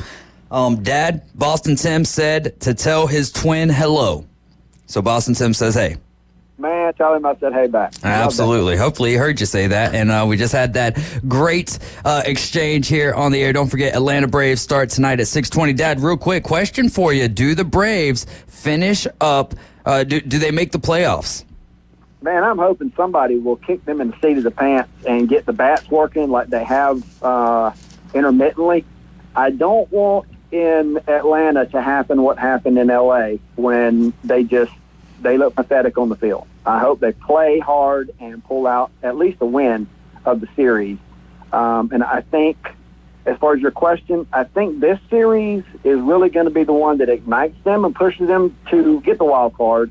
Or if they fall flat to their face this weekend, I think they're done. Oh, you heard it here first on the Afternoon Underdogs. All right, let's go to our NFL picks. Dad, who did you have winning that game last night, Bills Dolphins? I had the Dolphins winning, so I'm obviously taking the L there. Well, I did too, and I thought the Dolphins were going to put up a far better showing than they did. I mean, you never count out Josh Allen, but man, he stood up and showed up. I mean, it was a magnificent game, both sides of the ball with the Bills, and Miami just didn't have it at all. Man, yeah. If people were to have told me that the Bills would be 2-0 and pretty much and already having a 17-point comeback at this point in the season with the receiving core that the Bills had, I'd be surprised. Owning the division right now. Yeah. I mean, my goodness. So we'll see how Josh Allen the Josh Allens keep it rolling. There's no sense in calling them the Bills right now. Seahawks at the Patriots. This game will be at 12 p.m. Now, here on ESPN Northwest Florida, it'll be the Colts and the Packers and the Rams at the Cardinals. Who do you got, Dad? Seahawks or the Patriots? I'm taking the Patriots. Johnny Yankee Seed.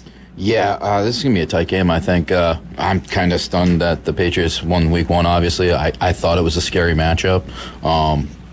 Man, my friend group back home, half are Patriots fan, half are Giants fan. How about the Suicide League? I know. I took a gamble. Yeah. Ooh, doggy. I didn't. I thought I had it in the bag with the Bengals. I was 5 minutes away from it up.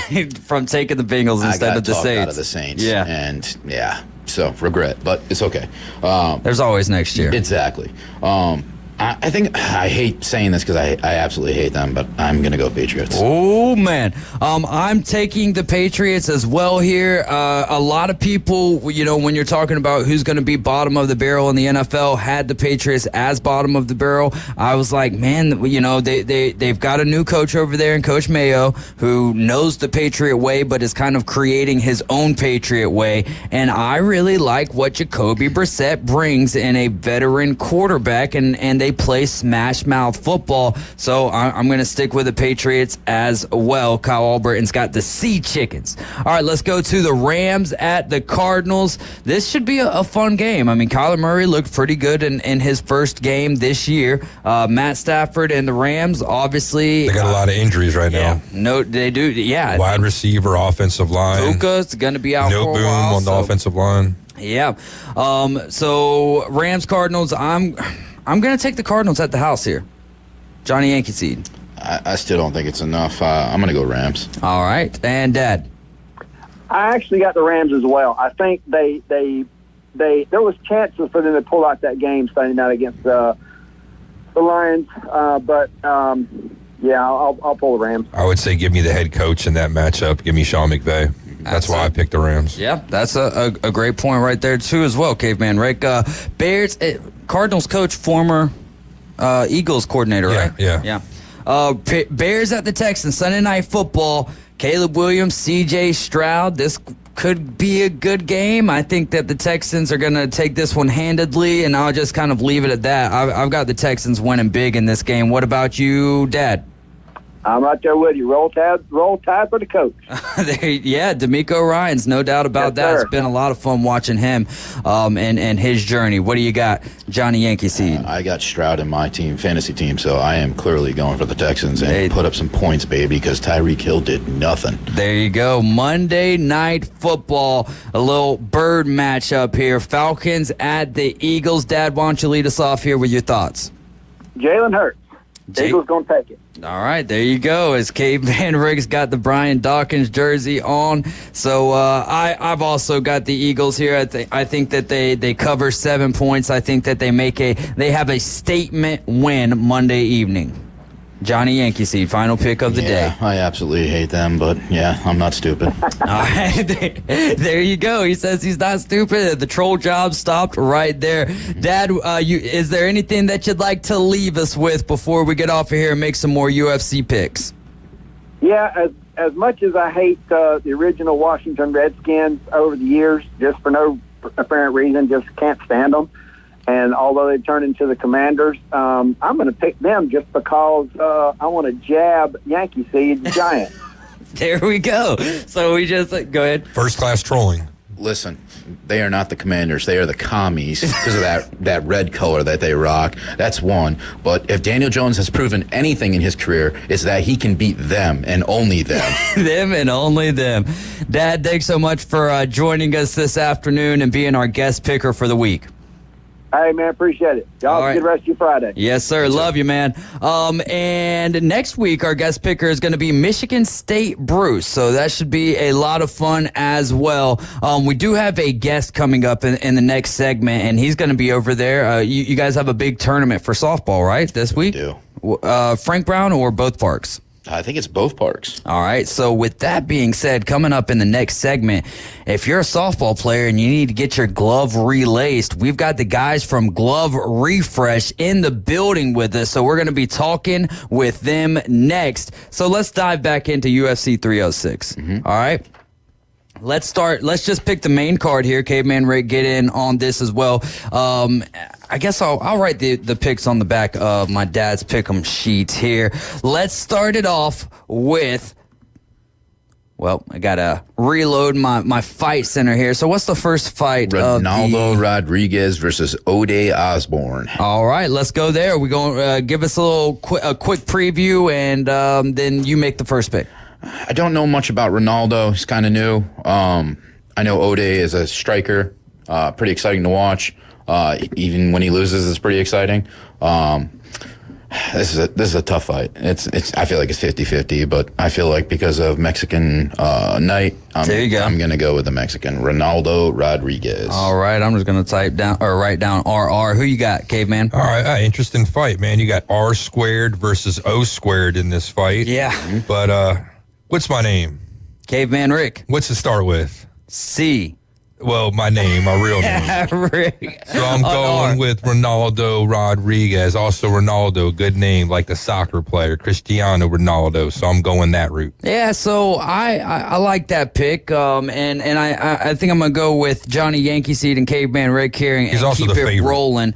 An ode to the Mexicans, if you will. Ronaldo Rodriguez getting the victory this evening, or not this evening, tomorrow evening. Let's go to the next one. We've got Daniel Zeluber versus Esteban Ribovics. Yeah, both strikers. I think this could be fight of the night. Don't blink. I hope so because I have high hopes for it. I actually have a pretty spicy parlay going with 3 underdogs, and I'm going to stick with one of them, and I'm going Esteban. Oh, okay. And the odds here, at least according to ESPN Bet, which we're not allowed to use, but we are allowed to use Hard Rock. Esteban is a plus 190 dog, and Daniel is a minus 235 favorite. So let's go to Caveman Rick. Who you got? Same thing. I'm going to take Esteban. He's Argentinian, it looks like, and a little bit smaller in size, it looks like. I think by looking at here, he doesn't really have the reach, but for whatever reason, I think he might win. I'm going with him. So Daniel's going to try to keep it pretty. I think he's going to push the pace, and I think he is going to be more willing to take a punch so he can give a punch. So it's going to be risk rewarded now. Yes. Viva Los Mexico. I'm going with Daniel Zeluber here, or however you pronounce it. We'll find out Saturday night, but I'm going to go with DZ. Next, we get our first American fighting of the night. Brian Ortega taking on Diego Lopez. Johnny Yankee, tell us a little bit about the fighters and what you like to see here. So last time, I believe we all picked Diego. That last fight I watched against Ige, it kind of gave me an understanding of where he's at fighting-wise. I'm going away from that now. I think as if you watch that fight, Ige came on strong late. Yeah. I believe Brian Ortega is a way better fighter than Ige.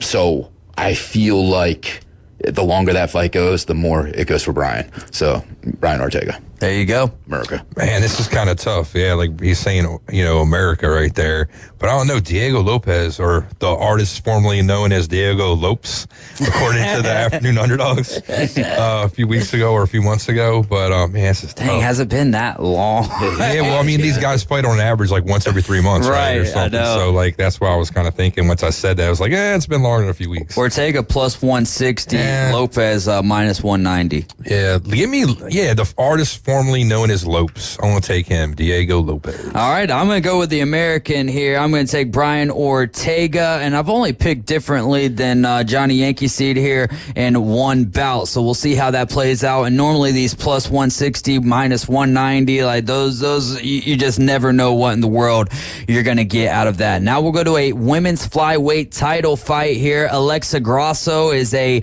minus 135 favorite taking on Valentina Shevchenko, who's 23-4-1, and she is a plus 115 dog. Tell us about this fight and who you expect to come out on top. This is the third time in a row they are fighting. The first time Grasso won. It's kind of a little controversial. It might have even been a draw. I can't quite remember. But either way, she got her hand raised the second time, and I think everyone thought that was a robbery. It definitely should have been Valentina. So they made that fight again, third time, because they think there was a little fishiness going on there. I normally don't care for female fights. I really care for this one. Yeah. These are warriors. Both girls are amazing. They are next level where I think female fighting can be, and this is the stuff right here. So, yes, give me Valentina. All right, Caveman Rick. Yeah, I'm taking Shevchenko. Yeah, Shevchenko. I'm taking her. Where's she from? Like Eastern Europe Eastern Bloc European country. Those fighters, men, women, don't matter. They're hardcore. They're like, concrete, cinder blocks. Give me her. She's got a gun tattooed on her hip, and she is an amazing shot. I think she might be a spy or something. Oh, there you Assassin. go. Yes. I think I'm going to go with Valentina Shevchenko here as well. Nice little underdog to add to a nice little parlay, if you will. And I think that we'll see the title changing hands because I don't think we see that in the next fight. But that'll sweep us out here for Valentina Shevchenko. And then we'll go to the main event here. Bantamweight title fight. Sean O'Malley, 18-1, taking on Merab what's it? Divashvili? It's Merab Davashvili. Divashvili. I like it. Divashvili. There you go. Minus 135 for Sugar Sean, plus 115 for Merab. I mean, one of the biggest things that stands out to me is the height differential, but go ahead, give us your explainer, Johnny Yankee Seed. I mean, it's stand-up versus crotch sniffing. It could go either way. I think it could be 50-50, but if he comes in like Aljamain does, he is going to get caught and he is going to get dropped.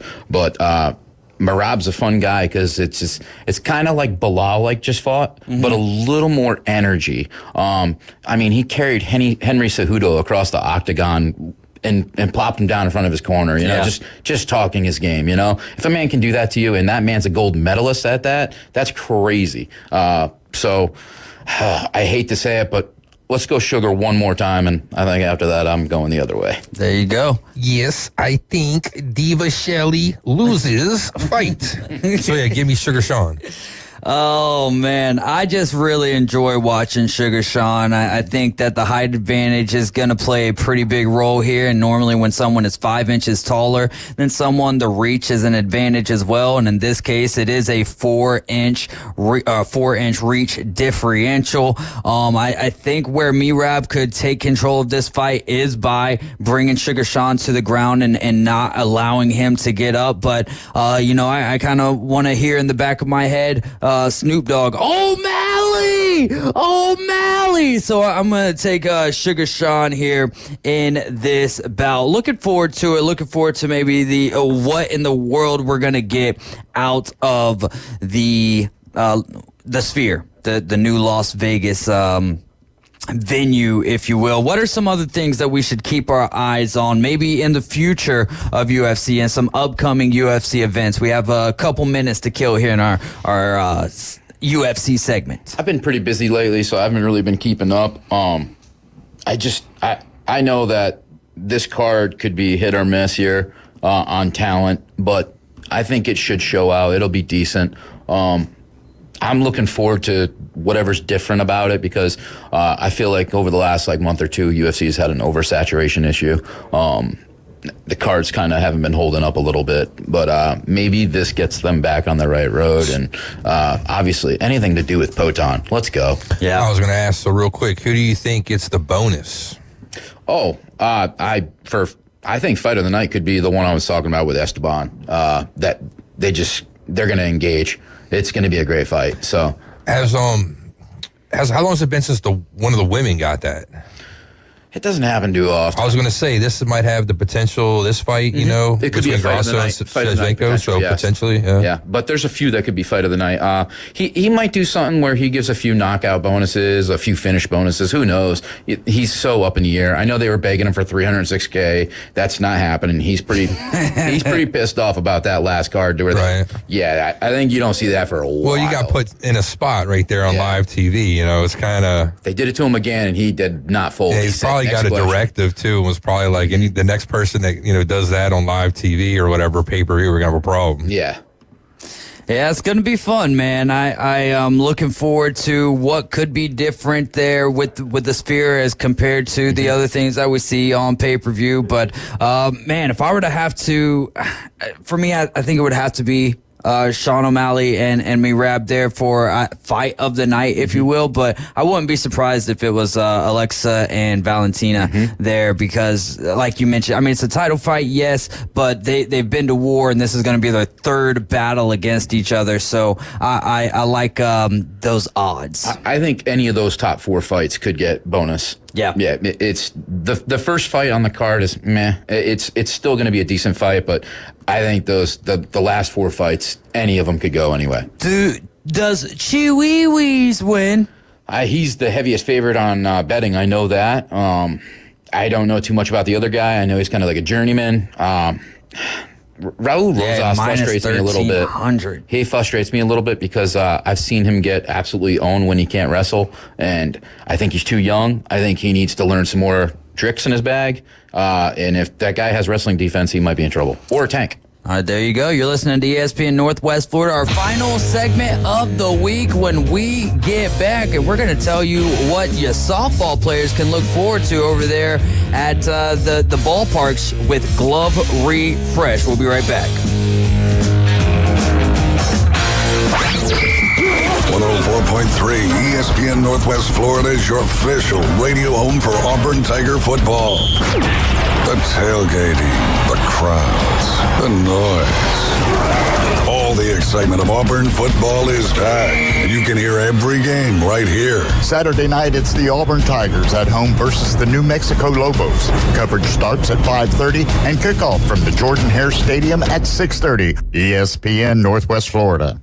Are you tired of hearing 2 weeks when you call to get your boat worked on? Hey folks, it's Chris Kramer with Kramer Marine and Outdoor, and we'll get you in and back out on the water as quick as possible. We're a full-line Yamaha outboard dealer and Suzuki outboard dealer, and we have master-trained certified mechanics on site. So if it's just an annual service, electronics install, trolling motor install, or all the way up to a full repower, we can take care of you. So stop by and see us in the corner of Frankfurt and 23rd next to Bill Kramer GM, or call us at 850-851-0453. Did you know that fees associated with real estate closings are virtually the same from one title company to the next? So what sets South Oak Title apart? Effective communication, customer service, expertise, and technology. If you're buying or selling real estate, refinancing a residential or commercial property, tell your realtor you want to close with South Oak Title. South Oak Title, with locations across the Southeast, including Panama City Beach, Inlet Beach, Destin, and Fort Walton Beach. Visit them online at southoaktitle.com. The Braves have battled through a lot this season, and now the battle turns to the playoffs as the Braves try to lock up their spot in October. Swung on and rocked down the left field line. Rolling down the line all the way to the wall. 2-1 Atlanta here in the fourth. Tonight, the Braves close out this huge series in Atlanta as they get one more game against Mookie Betts and the Dodgers live from Truist Park. Braves coverage begins after the Afternoon Underdogs. First pitch 6:20. You're home for the Braves. ESPN Northwest Florida. Hometown sports talk from hometown hosts. People are loving it. We're live and local. Now back to the Afternoon Underdogs. Are you kidding me? 104.3 ESPN Northwest Florida.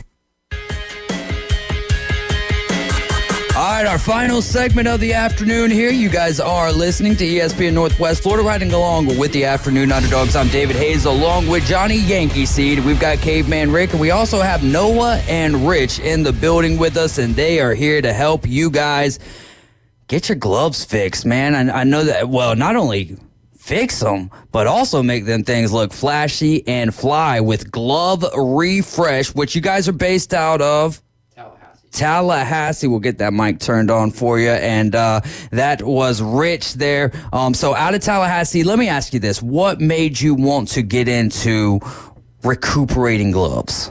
Well, it's just, I was wanting to start a business a couple of years ago, and I was just trying to think of what it was I wanted to do, and that was just something I had more knowledge of than just an ordinary person, so I decided to run with it. Yeah, man, and so one thing I would recommend you guys to do is go check out their Facebook page, and you'll get lost in the sauce of the reels, man. I mean, you guys do a great job with your content, and it had, I probably watched like 20 in a row, and then I click on it and go and I'm like, well, these guys are just an hour and a half from here. So where are you guys going to be tomorrow afternoon? We'll be at Public Sports Park tomorrow for the WSL World Series. There you go. So, which is a big event around here, and there's going to be a lot of people with a lot of gloves. But what would be your favorite thing? Like, what's your favorite part of the process when you're relacing these gloves, when you're fixing these things? Is it the finished product? Is it the breaking down of it? What is it for you? I really like just like the small details of like putting the tensioning on the lace and stuff like that, because that really just gives it the nice shape to it. Because you can go too tight on it and like, just make it to where it's not going to want to move, or you can have it loose and floppy where it's all over the place. But just getting that nice perfect tension on everything, making sure the shape is perfect on it, it's really, really satisfying. What about for you? Well, I always like breaking them in, and because people will tell us exactly how they want it, a lot of different details and stuff, and so be able to customize it for them. And breaking in the glove is always has been such a tough process for me, especially growing up. Yeah. And now we got a good system to do it fast, and so I always like doing it the best we can for them. How much has technology helped out with that? Because back in the day, I guess there was oil, there was put it in the oven for crying out loud, so many different things. And for me, it was always I never got it the way that I wanted unless it was just playing catch. You know what I mean? And just continuously doing that. But are there better methods these days? Yeah, so I will give you two things. One of them, it's pretty much free. The other one, not so much. So when I was looking into figuring out the best way to do break-ins, with leather, there's fibers in there, and like putting oil and cream on it, loosens it up slightly, but doesn't really do the full job. Yeah. You really got to work the leather and massage it, knead it, like really move it around. And doing it by hand, obviously you can do it, but it's going to wear you out. And so I actually found out that you could get a pneumatic press where it's just air powered. So you get a cylinder, obviously get a head put on the end of it, and then it just does the work for you. So you just sit there tapping your foot on the pedal, and with the press coming down, you can get it loosened up real easily that way. So that way you can, you can do gloves all day long and not get tired. And then the second part to that is using water. So that temporarily loosens up the fibers to where you can kind of stretch it and mold it to whatever shape you want to. And then, stick it over a nice little fan to let it dry, and then it holds the shape that it dries in. So it needs a little bit of working back in after it dries, but it is very nice. Yeah, and for those of you listening right now, go check out Glove Refresh on Facebook, and you will see exactly what he's talking about with the pneumatic press there. What's for you guys? What's been the favorite glove, like your favorite glove that you've ever done? Yeah, so we had some gloves come in a few months ago. Like a Nakona Edge X, right? Yeah. How much are those? How much are those, Rich? There's a range. I think like a cheap one is like $900, but then you get a custom one that's like $1,600. Yeah. So just the fact that I got to hold one of those, because like my gloves growing up, like I had some okay gloves, but nothing ever like super crazy, or especially like youth age. But like to have a glove like that and like work on it, just like use it, like maybe play some catch with it too, because it's kind of part of the break-in process, right? It was just so cool. Man, what about for you, Rich? I've really fallen in love with just the Japanese gloves. Like the leather and the laces that they use, like it comes stiffer, but I swear they're like water activated, because once you dunk them and start working them, they just turn into Play-Doh. You can form them however you want to. The pockets are always so nice on them, and the leather on them seems to be a little bit thinner, but a little bit stiffer, and so it makes it actually a little bit more lightweight. But once it's worked in properly, they are so nice. So with you guys, being able to work with so many different gloves, does it make like the Wilson A2K is like that's a lot of people would say that's top of the line or whatever, and it's like no, that's far from it. Honestly, they are very quality, but you just see them every day, and so they just get to they're not really special just because you see so many of them. What is the do you enjoy working with baseball gloves or softball gloves more? Is there really not a difference? It's just a kind of different process, maybe? I would say that there is more of a demand for the baseball gloves, and so more companies are working towards that, and so you have more people competing, and so they have a little bit of a higher product, whereas softball, you don't have that much, and so I don't know, there's just not that many softball options out there. Gotcha. What about different gloves, like a first baseman's glove or a catcher's glove versus like an outfielder's glove or something like that? A catcher's glove's got to be a little bit more difficult, a lot more meat there, a lot more leather, if you will. Yeah. So the break-in on the catcher's mitts, if you're doing those by hand, those are definitely the hardest to break in, because most gloves you're just working the leather, whereas catcher's mitts you're having to do more of the padding. But honestly, with the pneumatic press, they're honestly all about the same on that. Obviously, you're not doing it by hand; it's the machine. So, but yeah, there are slightly different ways to do each one. Man, so cool. And for how did you end up meeting Rich and this whole process getting going? So I met Rich by chance, and so it kind of worked out because I have like my own baseball social media stuff that I do. I've been doing for like a few years now, and so I met Rich completely by chance, and then wanted to help him out with social media, and then just started learning about the whole business. But I'm a realtor, and I was trying to sell some land right next to his house, and I was flying a drone. Just trespassing in my yard. His mom came out, started freaking out, like, what are you doing? And then Rich came out because I was wearing baseball stuff. Yeah, I was like, what's this guy doing? Why, he looks old enough to... Yeah. You know, he shouldn't be playing baseball, but he's in full baseball gear. I'm like, what's going on? Yeah. And so he came out, and then I told him I play in like a men's league or whatever. And then he showed me his shop. He's like, well, you got to check this out.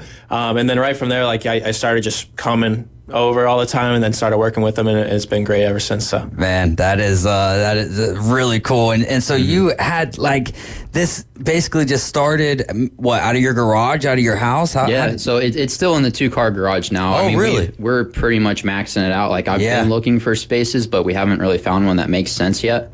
But yeah, we're making it work in the 2-car garage still. And so what should people look for tomorrow? You guys are going to be over there at Public Sports Park. Is there, I'm sure you have a tent and all of that good stuff? Yeah, so we got the booth. We're set up for all services. So if you need a full refresh, cleaning and everything, or, all new laces, and we got the glove smasher out there too. So pretty much anything you need, we can get it done. How long should a customer expect until they get their glove back from you? Like, what's the average time? Yeah, so when we're out there at tournaments, we try to do everything same day. If there's no wait, we can do a break-in in like 30 minutes, a full release, about hour and a half, 2 hours, something like that. But you gotta, earlier in the day, the better, because people start, dropping off gloves, and then we start getting backed up. Man, I'm checking out the page again right now, and it's cool to see you guys like here in person, in front of us. But man, one of the things is I would have never imagined. I've never taken a glove apart like the way that I'm seeing some of these gloves taken apart, and just like the whole entire process. And so you guys also do cleanings as well for gloves? Yeah. Yep. So we got leather cleaner. So it's definitely a lot easier to clean a glove once it's fully taken apart. So that's when we like to do the deep cleaning on them. Man, have you guys ever done like a really antique, like super old glove from like it's 100 years old, or like maybe like something from like a famous baseball player or anything like that? I wish we had some from famous baseball players. We've got a couple like we had an MLB guy sending one glove. But as far as the older ones, not so much. And we actually stopped doing those because they're a little bit tougher to work on. The lacing patterns back in the day, they were still experimenting with like what was the best option. Yeah. And so there's some crazy stuff out there. And also some of the older ones, you got to be careful, because once you start tearing them apart, they could actually fall apart to where you can't get it back together. And so like when I'm trying to train new people on how to do gloves, I don't really want to deal with older gloves falling apart and all that stuff. So we stick to gloves that are within the last 30 years is what we try to stay with. But in the past, we did everything. So that's kind of when someone is new to breaking in gloves, you hire a new employee, and for you it's secondhand, right? You've been doing it for so long. What is that process like? How long does it take someone to get good at breaking a glove in? And then I got to ask the same question for Noah. How long did it take you to get good at it? So the break-ins are fairly easy. You can get somebody like pretty good on those about a week, 2 weeks. The relacing is the one that's a little bit tougher, because that just comes from getting reps in, which takes a lot of time, because there's a lot of different gloves out there. And that's something I'm still learning how to do, is train people to relace gloves, because I think I've only taught maybe 4 people so far, or something like that. So that's still a skill I'm having to learn as well. What was the toughest part for you learning relacing or breaking in, whatever it may be? Well, like you said, the break-in isn't too hard to figure out, because you got the press and it's doing a lot of the work for you. So I pick up on that pretty quick, and whenever I'm helping out like on gloves at the shop, it's usually doing break-ins, because relacing, like I still I've done a couple gloves entirely by myself, but like not in the same day. Like Rich can do, like he said, like a full relace at like the tournament, like an hour and a half, 2 hours, something like that. Like for me, just it's so complex coming from like just a normal person's standpoint. Like I'm like you guys, like who don't have any knowledge really, like Rich does, because he's been doing it for years. Like I asked him the other day, he said he's done like 1,000 gloves. So I've done like 3 or 4 completely, and then there's also like different sections. So like, and some are easier than others. So like earlier back in the day when I was helping out a lot more in the shop, now I'm more like social media stuff. But like I could do a couple easy sections and then pass it on to someone who knows more about like the more complex stuff, right? So with relacing a glove, is it all one single piece of lace, and then you're using that piece of lace for the entire glove, or do you or is it different sections? I'm assuming, I guess, since you said sections, it would be different sections. Yeah, so for a basic fielding mitt, like just a standard iWeb has about 7 sections on it, and the strands of lace that they come in are 72-inch sections by 3/16 wide. Gotcha. And so So you start with that full strand. Usually that'll get you like maybe the first 3 sections, and then you got to go grab another one. But you end up like clipping up those 72-inch strands to do whatever you need to. Let's say someone, they're listening to this segment. They can catch it on Facebook later, and they're listening to it. I mean, you guys are already back in Tallahassee. Can they send you gloves? Does it work like that as well? Yeah, absolutely. So I would honestly say that like 90% of the work that we do now is all from online orders. Wow. So yeah, shipping in is very easy. Our turnaround time for most stuff is between 5 to 12 days. So pretty quick for full shipping and everything. But yeah, we do a lot of that. Mm-hmm. It's awesome, like to the whole mailing process, because it'll be like. We've had like 70 gloves at once in the shop. Wow. And I think that was the busiest week we've had so that was far. probably like the max, gloves, yeah. right? But it's super easy because like if someone places an order, we just email them like a shipping label. They put it in a box, take it to the post office, and we send it right back to them after we finish it. I'd imagine your busiest time of year is probably right before in spring, like right before baseball, right? Yeah, so it's still kind of weird. So we're still fairly new to this, so I don't really have a whole lot of years to compare stuff. Because the first year I was starting from zero and growing, so every month was getting busier. And then like the second year, we switched from kind of doing tournaments to strictly online. And so that's still been growing each month, so we don't really have like a consistent full year to really look at. But I would say that December through February is the slower time. The rest of it's kind of even.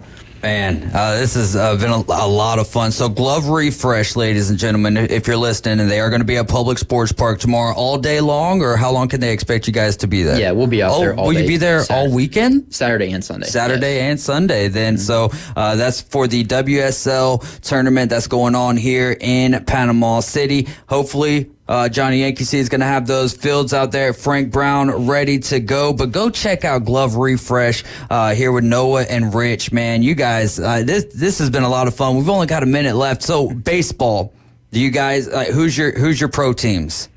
Oh, geez. I honestly don't watch a whole lot of the sports. You're too busy relacing the gloves, huh? But when I was, it was the Dodgers. There you go. Okay. All right. I'm from South Florida, so I like the Marlins, but they're not that good, so it's made me have to just follow like players and teams all around. So I think I like it better that way. I think that's kind of what the move has been lately, like especially from the younger generation. I noticed. I think it started with basketball, but I think it's already kind of leaking into baseball, and I think that's a credit to the young superstars that we have in the game right now, which is a lot of fun. Are there certain players in the league that people will bring their glove and be like, I want my glove to model this? Like, who's the most popular player if that is the case? I don't know if we've gotten one yet that somebody put in that request. Yeah, that's a good question. I mean, people send in like gloves that are like they're the player's glove, model, but but like as far as that's a good question. I hope someone sends one in. There you go. I like that. We did get one influencer though. I think somebody mentioned like Coach Bougie or something who does catching videos. Yeah, he did a break-in video and they referenced that to have it broken in that way. Yeah, but I think that's all we've gotten so far. Man, great stuff. Y'all go check out Glove Refresh tomorrow, Public Sports Park. Also, go like and share their Facebook videos. Man, are you guys on YouTube and everything else as well? Yeah, pretty much all the platforms. If it's social media, just type in Glove Refresh. What a heck of a name, guys! Thanks so much for giving us some of your time this afternoon. Go check them out tomorrow and show them some love on social media. That's going to do it for us today. Y'all have a great rest of your afternoon and lots of football. Braves coming up, or lots of football this weekend. Braves coming up next. Just remember, Jesus loves you. So do I. Y'all have a great evening.